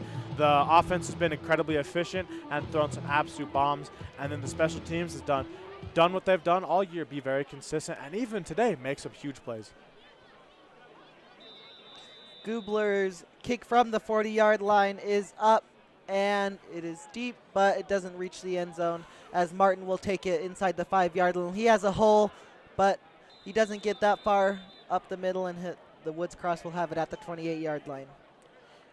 An unusual non-touchback kick from Asher Gubler allows them to get further than they usually would get on a touchback, usually only getting to the 20. But now they appear to be on the 28-yard line going out. And Woods Cross needs to score on this drive if they want any shot in this game. You have to assume they don't have any shot in this game at this rate, but they can certainly try. We're still here to play football nonetheless. And at the very least, they want to go out with some pride. The ball is handed off. No, it's not. It's pitched out to Cornelius, and he is stopped on the edge right there. Great tackle by the Titans defense. He doesn't get much. And we do see a flag on the far side of the field. Could possibly be a holding on the receivers, as again we've mentioned earlier in the broadcast, they're under so much scrutiny from the sideline refs. But great job by Adam Bywater allowing to wrapping him up and allowing more Titans such as Thomas Malga to get there and swarm the ball carrier. Gangrene defense, as we call it here at Olympus. And there is a holding call on the play, and so Woods Cross will be back at their own 20-yard line and with a 1st and long. It's what they couldn't have happen. Woods Cross hates to see that happen on them. A 1st and long. Simmons pitches it back out to the outside. Cornelius has no room to run. He'll be tackled right back at the line of scrimmage, 2nd down. And Olympus's defense has done a great job not letting the wide receivers on the pitch get outside and get big plays. They've done a great job with containment. Yes, an amazing job from those outside guys in containment, those outside linebackers and those DNs, and sometimes even those corners tightening down a little bit to play a little bit of contain. We've seen a great job at Olympus at restricting the middle, the outside, and the far outside from any point of this Woods Cross run attack. Teams have just not been able to run the ball on Olympus. That's a great tackle by Lincoln Ames on their running back right there. It'll be 3rd and long. Just a nice shoestring tackle. And it looks like some Woods Cross players often have something to say after the play, but honestly, their offense can't really get going right now. It's a bold strategy to be talking while down 35. But again, an all-too-common scenario we've seen tonight from this Woods Cross Wildcats, 3rd and long for their offense. They have 2 wide receivers, both to the right side. To wonder if they pass here. They do. Simmons is looking to pass. He's under pressure, and he's taken down right there. The defense with the sack, and it forces a punt. Beckham Birdsley with the tackle of that younger brother of number 12 and a captain, also a linebacker, Ryder Birdsley, who we've seen make some fly-around plays this year. So that Birdsley family, they do have a history here, and it will continue into next year. So we'll see what the Birdsley twins can lead a legacy for this family. And Woods Cross, again, just not able to get anything going there. Completely outmatched in every phase of the game tonight. Bills' punt is up, and it's a line drive right to Schlendorf. He eventually gets it on the bounce, and he has some room up the sideline. He's at the 40. He's at the 30. Is he going to take it to the house? He's inside the 20. At the 10, he's going to be taken down inside the 10. The Olympus Titans return game has been so good, but it also looks like there is a flag on the play. An interesting flag, which will probably come on Thomas Malga for a peel black block or a blindside block on the return, as Thomas set himself up for a block right there, and just ref saw it, didn't quite like how hard that hit was and threw the flag. So that'll bring that back a little bit, but it's still beautiful field position for this Titans offense, which, you know, we might see Max Rice uncork another huge pass for a touchdown here. And it looks like there is a Woods Cross receiver or player down right there. We'll have to see who it is. It looks like it's Reese Hammond.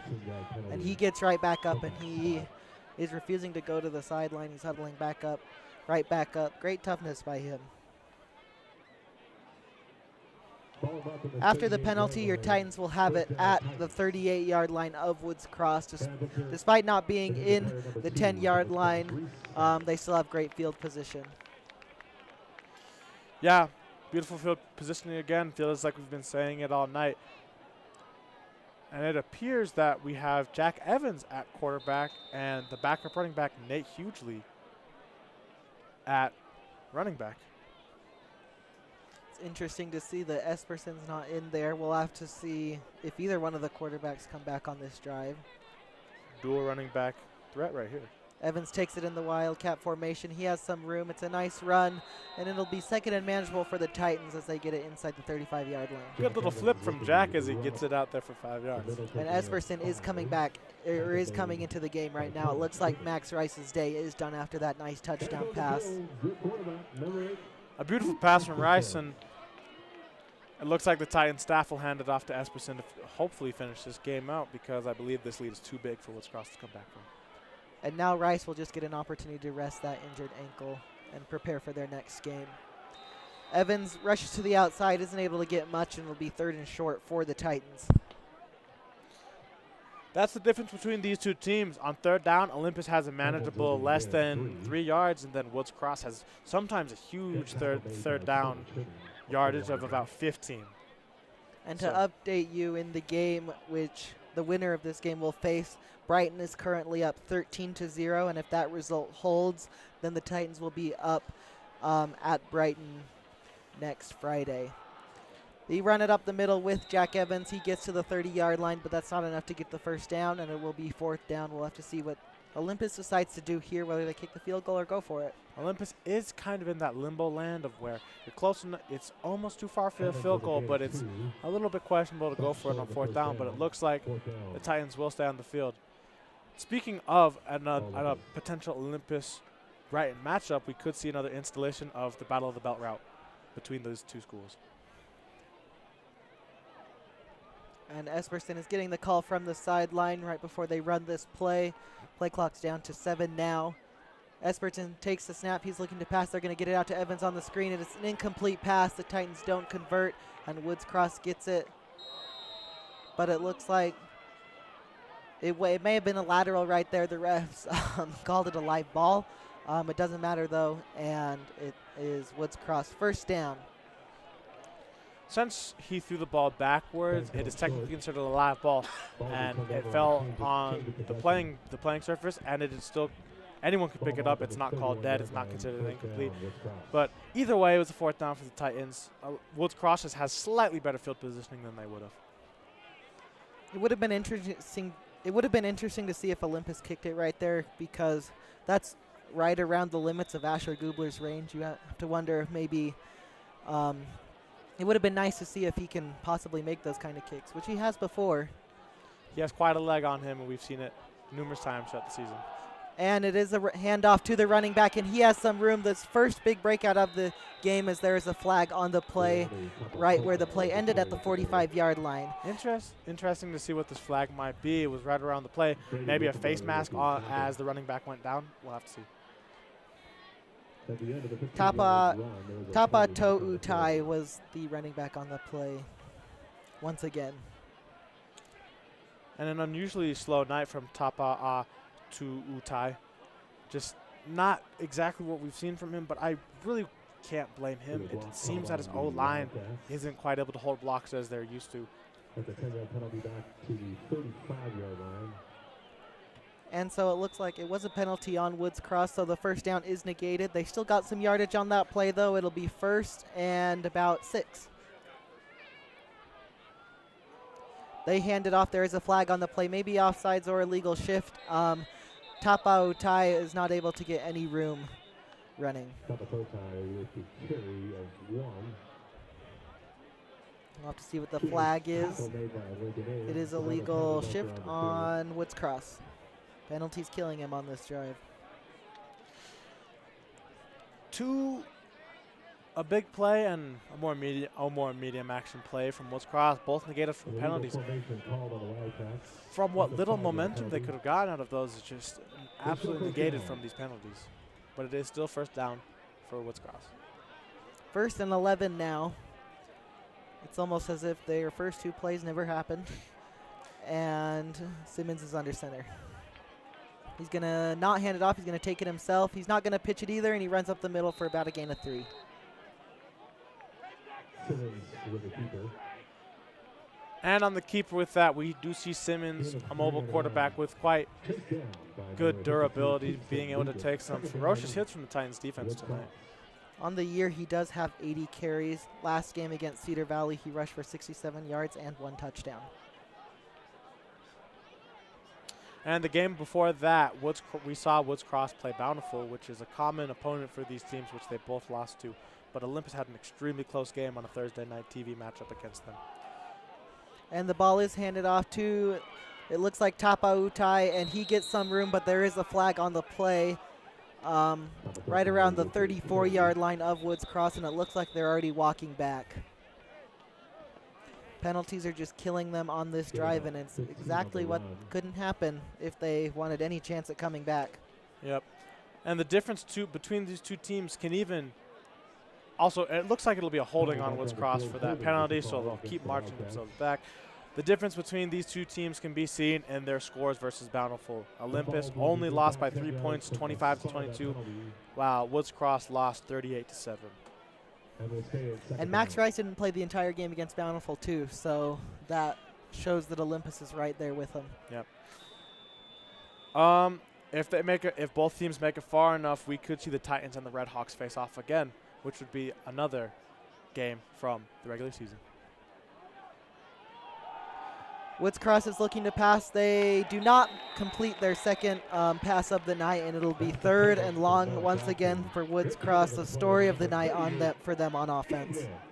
That was a good pass breakup by Gabe Wynn. He is a second-string cornerback who they brought in for, I believe, Kenny Oswald. But a good wrap-up hit, and it dislodges the ball from the receiver's hands. And so it is 3rd and 17 for Woods Cross. Right around the 25-yard line. Looks like they have it at the 24.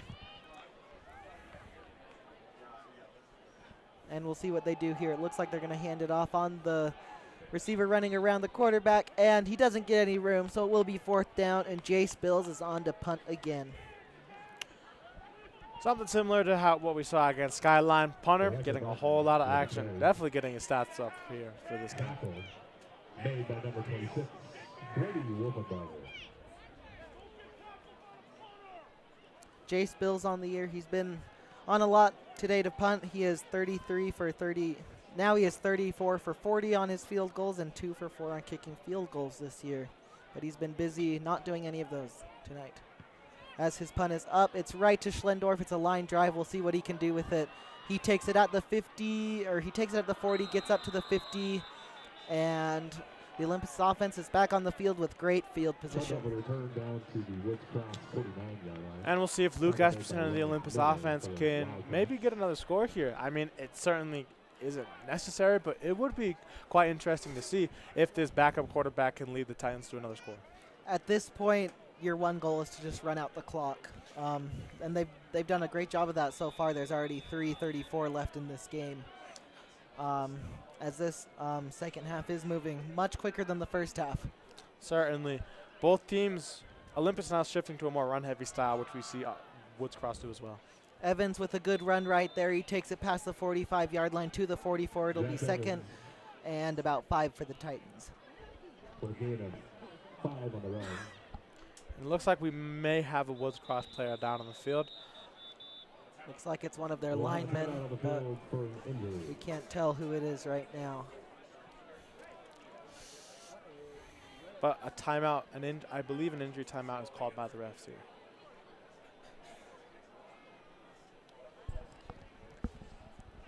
So once again, we've said it throughout the broadcast, but the winner of tonight's game, which looks like the Olympus Titans, will play the winner of Brighton versus Wasatch, which is happening right now. Last time we checked, the score was 13-0 Brighton, and it would be an interesting rematch versus Brighton if those two end up holding on.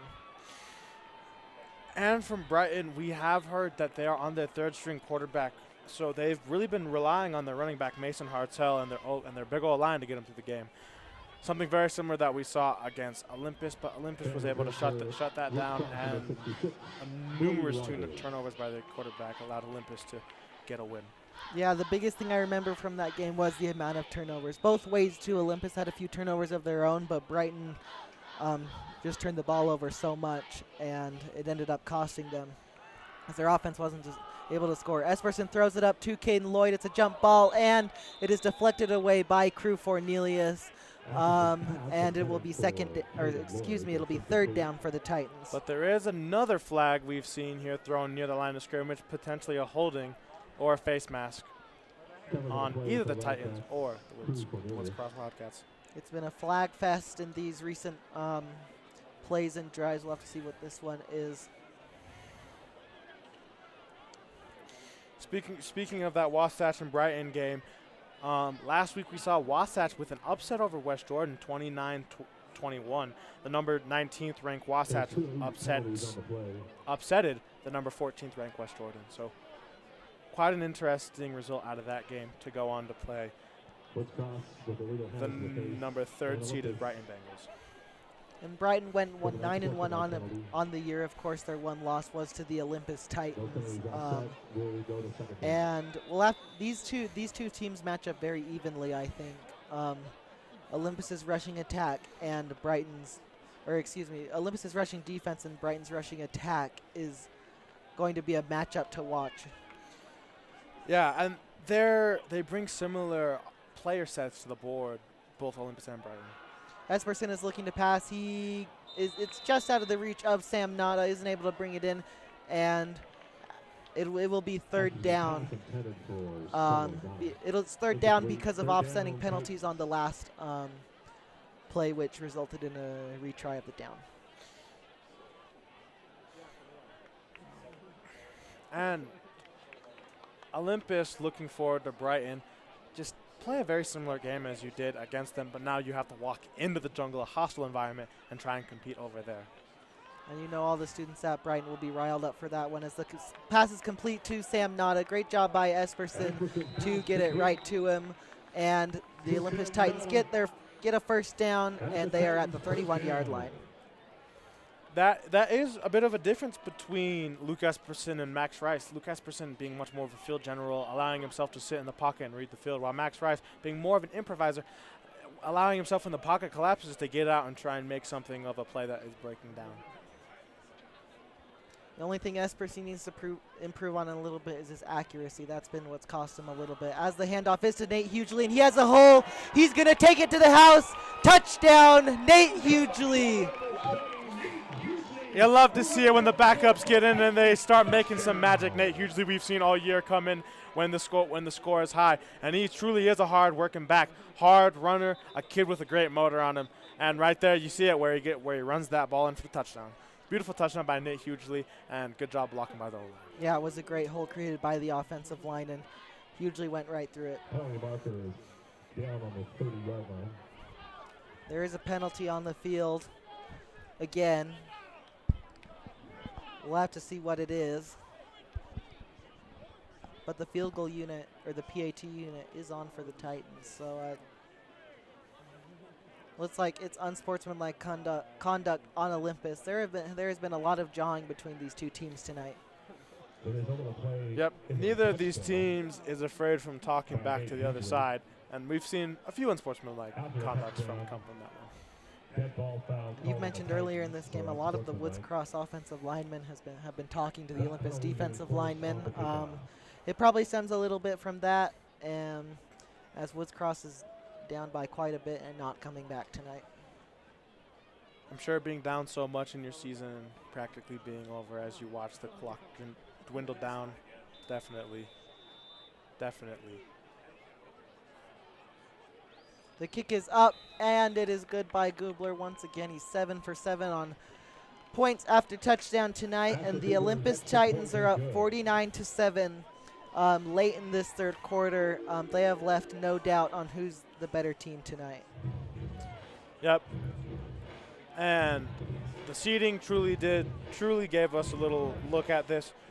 Olympus coming into this the sixth seed, and Woods Cross coming into this the 11th seed.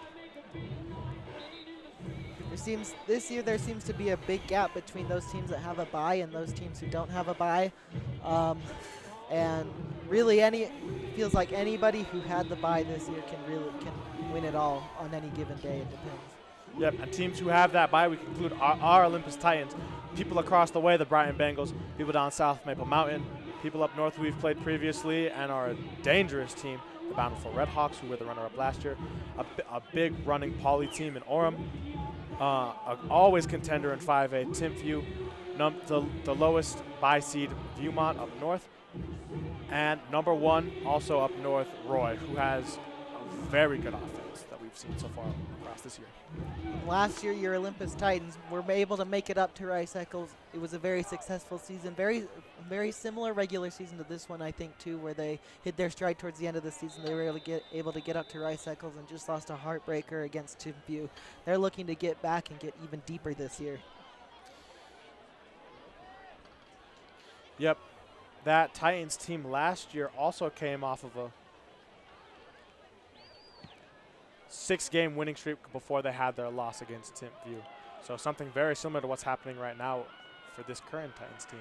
It's a squib kick by Goobler, didn't get much height to it, and it's Shaden Garot who was on the return right there. And there is another flag on the play as these teams keep committing penalties, and the refs keep calling them in a 42-7 game. Or excuse me, 49-7 game. That one I saw pretty clearly up from the box. Just Nate hugely on the ground, and the Woods Cross guy still going after him. The ref was right there, saw it, called the flag, and just Woods Cross getting a little scrappy here at the end. Just a lot of penalties. Yeah, it makes sense that they're angry about how their season is coming to an end right here. They had a great season too coming to this one. They were 7-4, and they had a great comeback against Cedar Valley to get to this point. But ultimately, it just hasn't been enough against the Olympus Titans, who are just incredibly hot right now. They hand it off to, never mind, they complete the pitch, and the receiver breaks the tackle, but he doesn't get much farther, as it was Nathan Webb with the ball. Looks like there is a ref down.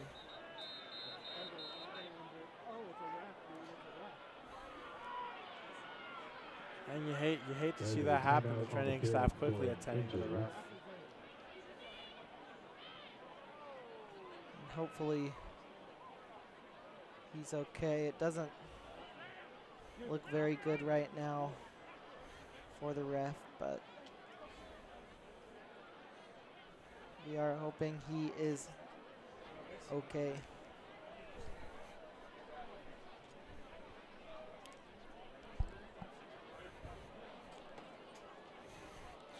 Yeah, Woods Cross being a more middle of the line team, in their last 4 games, we saw a win against Cedar Valley, a loss against Bountiful, a win against Box Elder, and then a narrow win against Northridge, 12-10. So, in their region, they are 4-3, and they came out 3rd. So not the top dog, and those top dogs would be Bountiful and Roy, some absolute powerhouses, but still not a bad team coming out of that 5A Region 5. I'm going to go over on some of the scores going around Utah High School football during this timeout. Viewmont is leading the East Leopards 10-7, as the 3rd quarter just ended there. Timpview is up on Springville at home 42-24, as that one's going into halftime.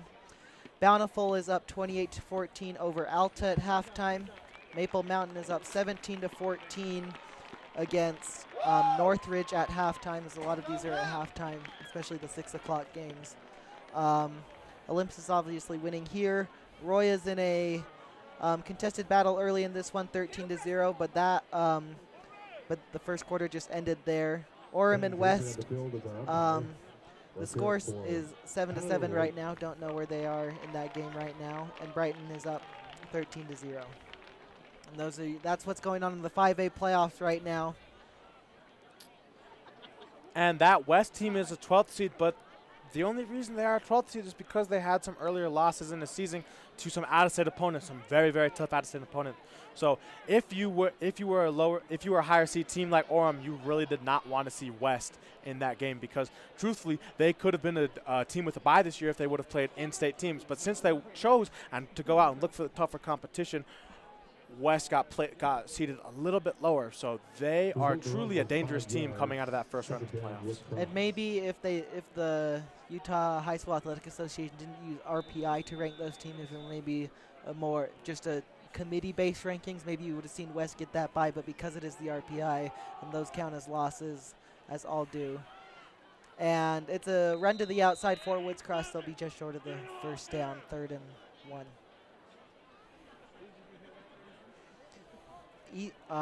Olympus and West played a really contested game early in this season, with West just squeaking by with the win, 40-38.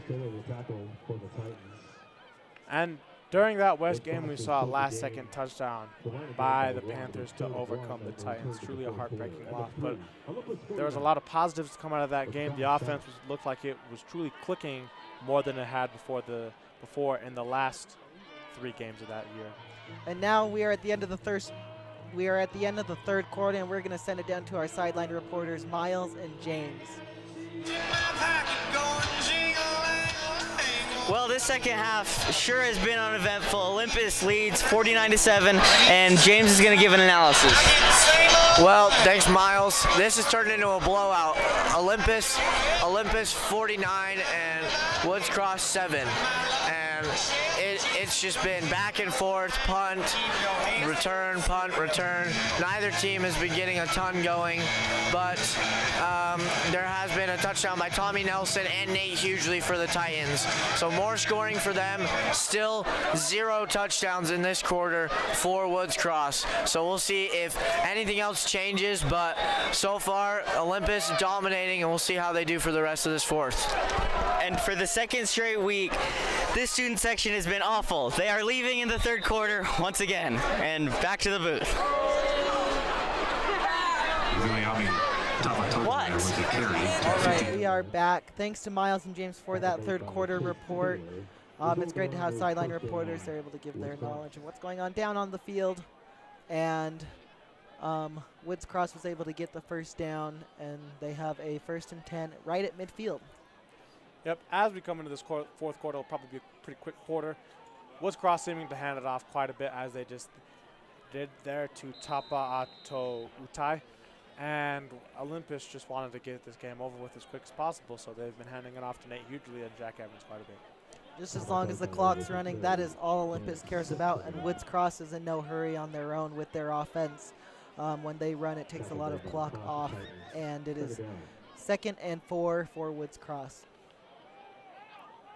And Lucas, what a great time to be a Utah football fan overall, with the high school playoffs going on from 6A all the way down to 8-man.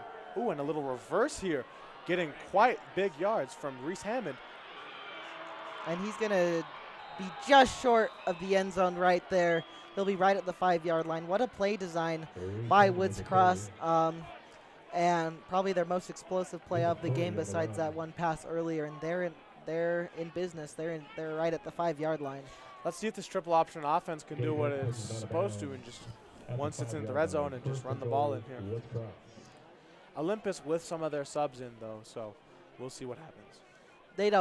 Olympus doesn't really mind that play. They're up 49-7. I mean, the clock is still going to run. You have a running clock at this point. If Woods Cross scores, it'll be okay. They're going to hand it off to Tapa Utai, and he's going to take it into the end zone for his 2nd touchdown of the night. And Woods Cross creeps just a little bit closer with that touchdown. That'll mark his 23rd rushing touchdown on the year for him, as he has been quite the beast at the running back position. And Jay Spills is on to kick the extra point. This year he's 34 for 40 on his extra points.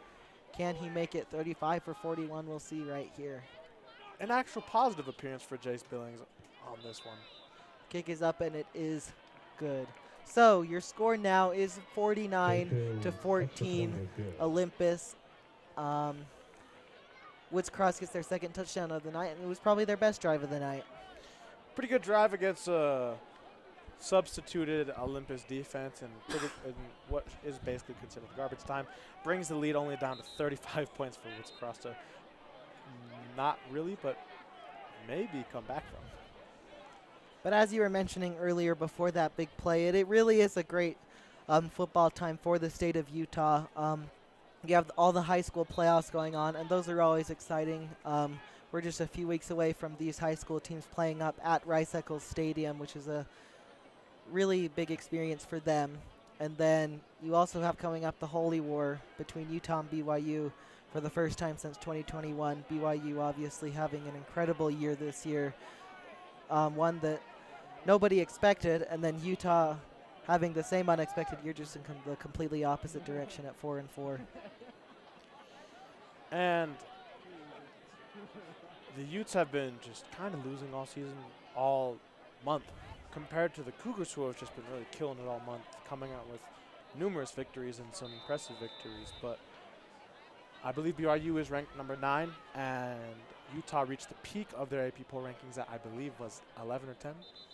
It was 10, and interestingly enough, the top 10 curse lives on for them. In their past 5, 6, or 7 matchups, when they've been in the top 10, they've lost. So Utah obviously having a disappointing season. Nobody really knows what's going on in the program right now. But for BYU, they just have that magic factor that teams need if they want to make a unexpected run. And it appears that a majority of the Olympus student section is gone now. The game is truly is considered over by what appears to be the Olympus student body. You know, despite the game being over, Woods Cross student section has still stayed here, just much like last time against Skyline. As Nate Hughley takes the ball, he runs it up the middle for about 1 yard. Yep, the Woods Cross student section truly sticking it out to the end for these Wildcats, as it appears their season will come to an end. And for Olympus, as they're likely going to be heading up to Brighton next week, they need a fantastic student section, and they need everyone to be there for the rivalry between Olympus and Brighton. What an atmosphere that will be. And those games always have such an electric atmosphere. The Titans versus the Bengals, along a very impressive rivalry as in the last 4 to 5 years. But after this play, we'll talk about the student sections. But Nate Hughley takes it. He'll be tackled right behind the line of scrimmage. Great tackle by the Woods Cross defensive line, as will be 3rd and long for the Titans.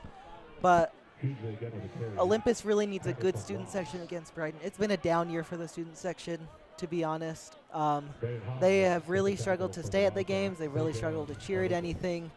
And they really need to go into Brighton next week and neutralize that home field advantage that Brighton has, because their Brighton student section always brings it. Yep. And even the parents over at Brighton High School are also, they're dedicated. They show up to games, especially when it's a home game, and they'll cheer pretty loud too. So we really need all the Olympus support we can next week as we look towards a victory. And it looks like that's a false start on the Titans, which will push them back a little bit farther. It'll be 3rd and 18 with 7:47 left in this game. And that appeared to be an offside from Nick Sorensen. I mean, false start. Oh, false start, sorry. So Olympus just gets pushed back a little bit more. But the clock continues to run nonetheless as we tick towards around 7:20 in the game.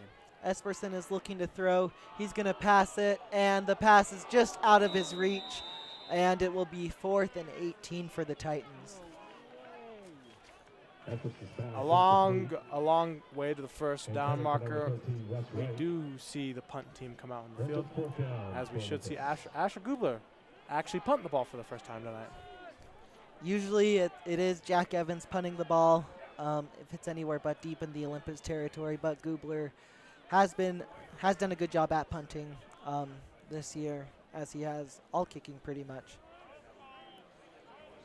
See Gubler lined up back there. Good snap and a booming kick. Nearly a 50-yard kick on that run, probably a little more, around a 53-yard kick from Asher Gubler. A beautiful punt right there. Hey, we've mentioned it all game. He has quite the leg, and if Olympus needs it, he can probably hit those long field goals if needed.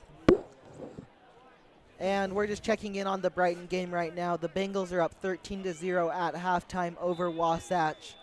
Wasatch hasn't been able to get much going on their offense, but Brighton has. They missed a field goal earlier in the game, but it hasn't cost them much as they're up by 13.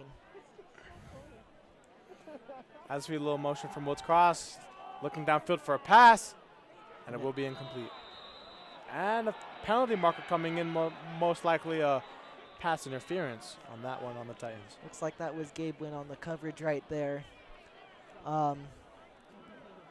As it goes, as it was a contested catch, and both teams going after that ball, just incomplete pass, and the refs call pass interference. As the wide receivers got a little bit tangled up on that one, so it's a little understandable that the ref saw that and just decided and threw the flag on that one. And Woods Cross is in Titans territory. They're at the 35-yard line. Jesse Simmons is under center again, and he's looking to pass. What does Woods Cross have to lose with passing? As they're going to get it to Fornelius, and he's inside the 20. He's evading tacklers, and he's going to be inside the 10-yard line, right at the 10-yard line, maybe the 9-yard line. It doesn't matter. Woods Cross is in business with 5:40 left in this game. Now it seems that Woods Cross can get quite a bit of momentum on their offensive drives, but we do see a mostly substituted Olympus Titans team right here that is going up against this all-starting Woods Cross team. And this is good for the Wildcats. They'll be able to go into the offseason with some momentum as the flip to Fornelius goes in for a touchdown. And Woods Cross creeps a little closer.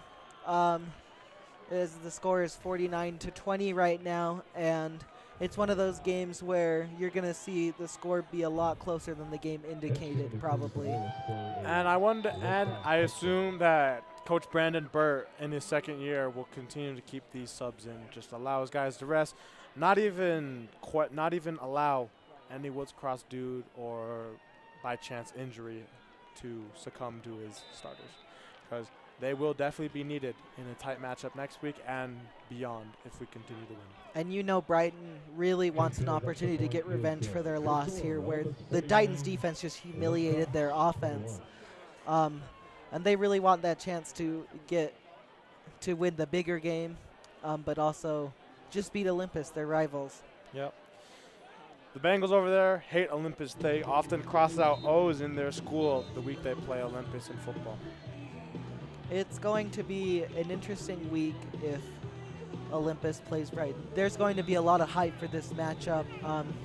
You're gonna see two really good football teams go at it. Once again, students, if you are listening, please go to the Brighton game next week. It is so important that we have a good student section right there in Brighton, assuming they hold on. Support your fellow Titans and make sure to be loud.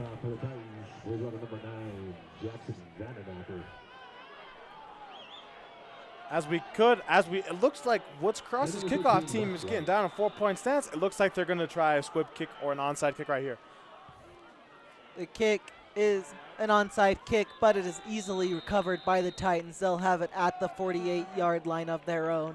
And now they're just going to, now with 3:50 left in this game, they're just going to let that clock roll until the end. And another good recovery by the special teams unit, as this was the second onside attempt from Woods Cross, and that was Chase Taylor who came down with the ball and held on with it as all the Woods Cross defenders came and tried to maul him for that ball. That is the second onside kick he has recovered today. The hands team has been great for the Titans, as has all the special teams. And before we go tonight, we'd once again like to give a shout out to everyone here in the press box. Nate Mayfield, Mr. Warner, Mr. Poffenberger, and Jared Larson have all been vital for putting together these football games, and they have had a fantastic season, as this is likely Olympus's last home game. We just wanted to give them a shout out once again. And they're going to hand it off, and it is a gain of about 1 or 2 yards. Olympus will be right at the 50-yard line. And I believe that is Beckham Allred on there in the almost kind of Wildcat formation, as we see quite a few subs in here. Olympus just throwing some stuff at Woods Cross to just try and keep this clock ticking, as we see around 2:40 left in the game. Looks like Beckham Allred's going to take it once again, and he doesn't have much room, but he does get a good amount of yardage. It'll be third and manageable for the Titans, as they just want the clock to run. But Olympus just putting in all of their backups. They want to save all of their great players for this matchup again, probably against Brighton. As we see Olympus get into a huddle, trying to waste as much clock as they possibly can as we come towards 2 minutes.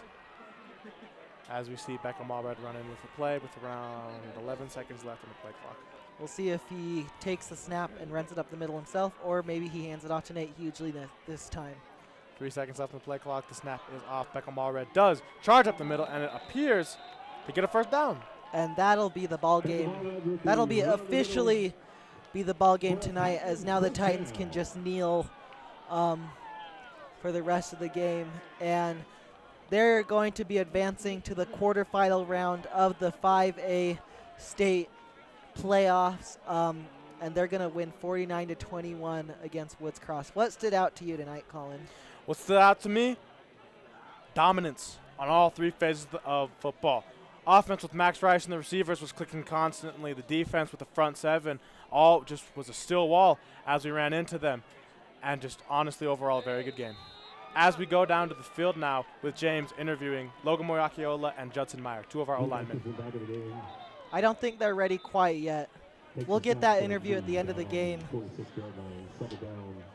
Maybe. We'll see what they're doing. But we're trying to get our first player interview of the year. It'll also be our last player interview for football of the year. But it looks like they're going to have 2 players with them down there. That'll be Adam Bywater and Lincoln Ames, who might get the interview here. We don't know. We're just going to go at the end of the game to them. And Lincoln Ames and Adam Bywater, truly 2 amazing young players, both of them juniors, and both of them really spearheading this buzzsaw of a Titans defense. And so that'll do it tonight. Your Olympus Titans have won the game 49-27, and we're going to go down to the sideline with Miles and James. Yeah, we played good. Happy with the team. Yeah. Sorry. All right. Well, what do you guys think you need to improve on after tonight? Not talking. Not talking, bro. No not more dumb penalties. Yeah. Just play Hey, Oli, we love you, Oli. You guys are the goats. Hey, we love y'all. Hey. All right, thank you. All right, that's it from us. Back to the booth.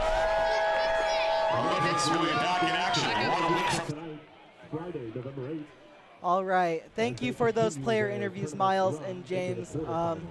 It's great to be able to have sideline reporters down there once again. It's really been cool to see the growth of our football broadcast this year. With 4 total commentators, we've had as many people as we've ever had at these football games to put on these great productions, as this is likely our final football one of the season. We hope you've enjoyed all we've had to offer this football season at OlyTV. I've been your color commentator, Colin Malga. And I am Lucas Pierce. Hope you all have a great night. We will be back for basketball later this year, but that'll do it for our football season. See you folks in the wintertime for some hoops.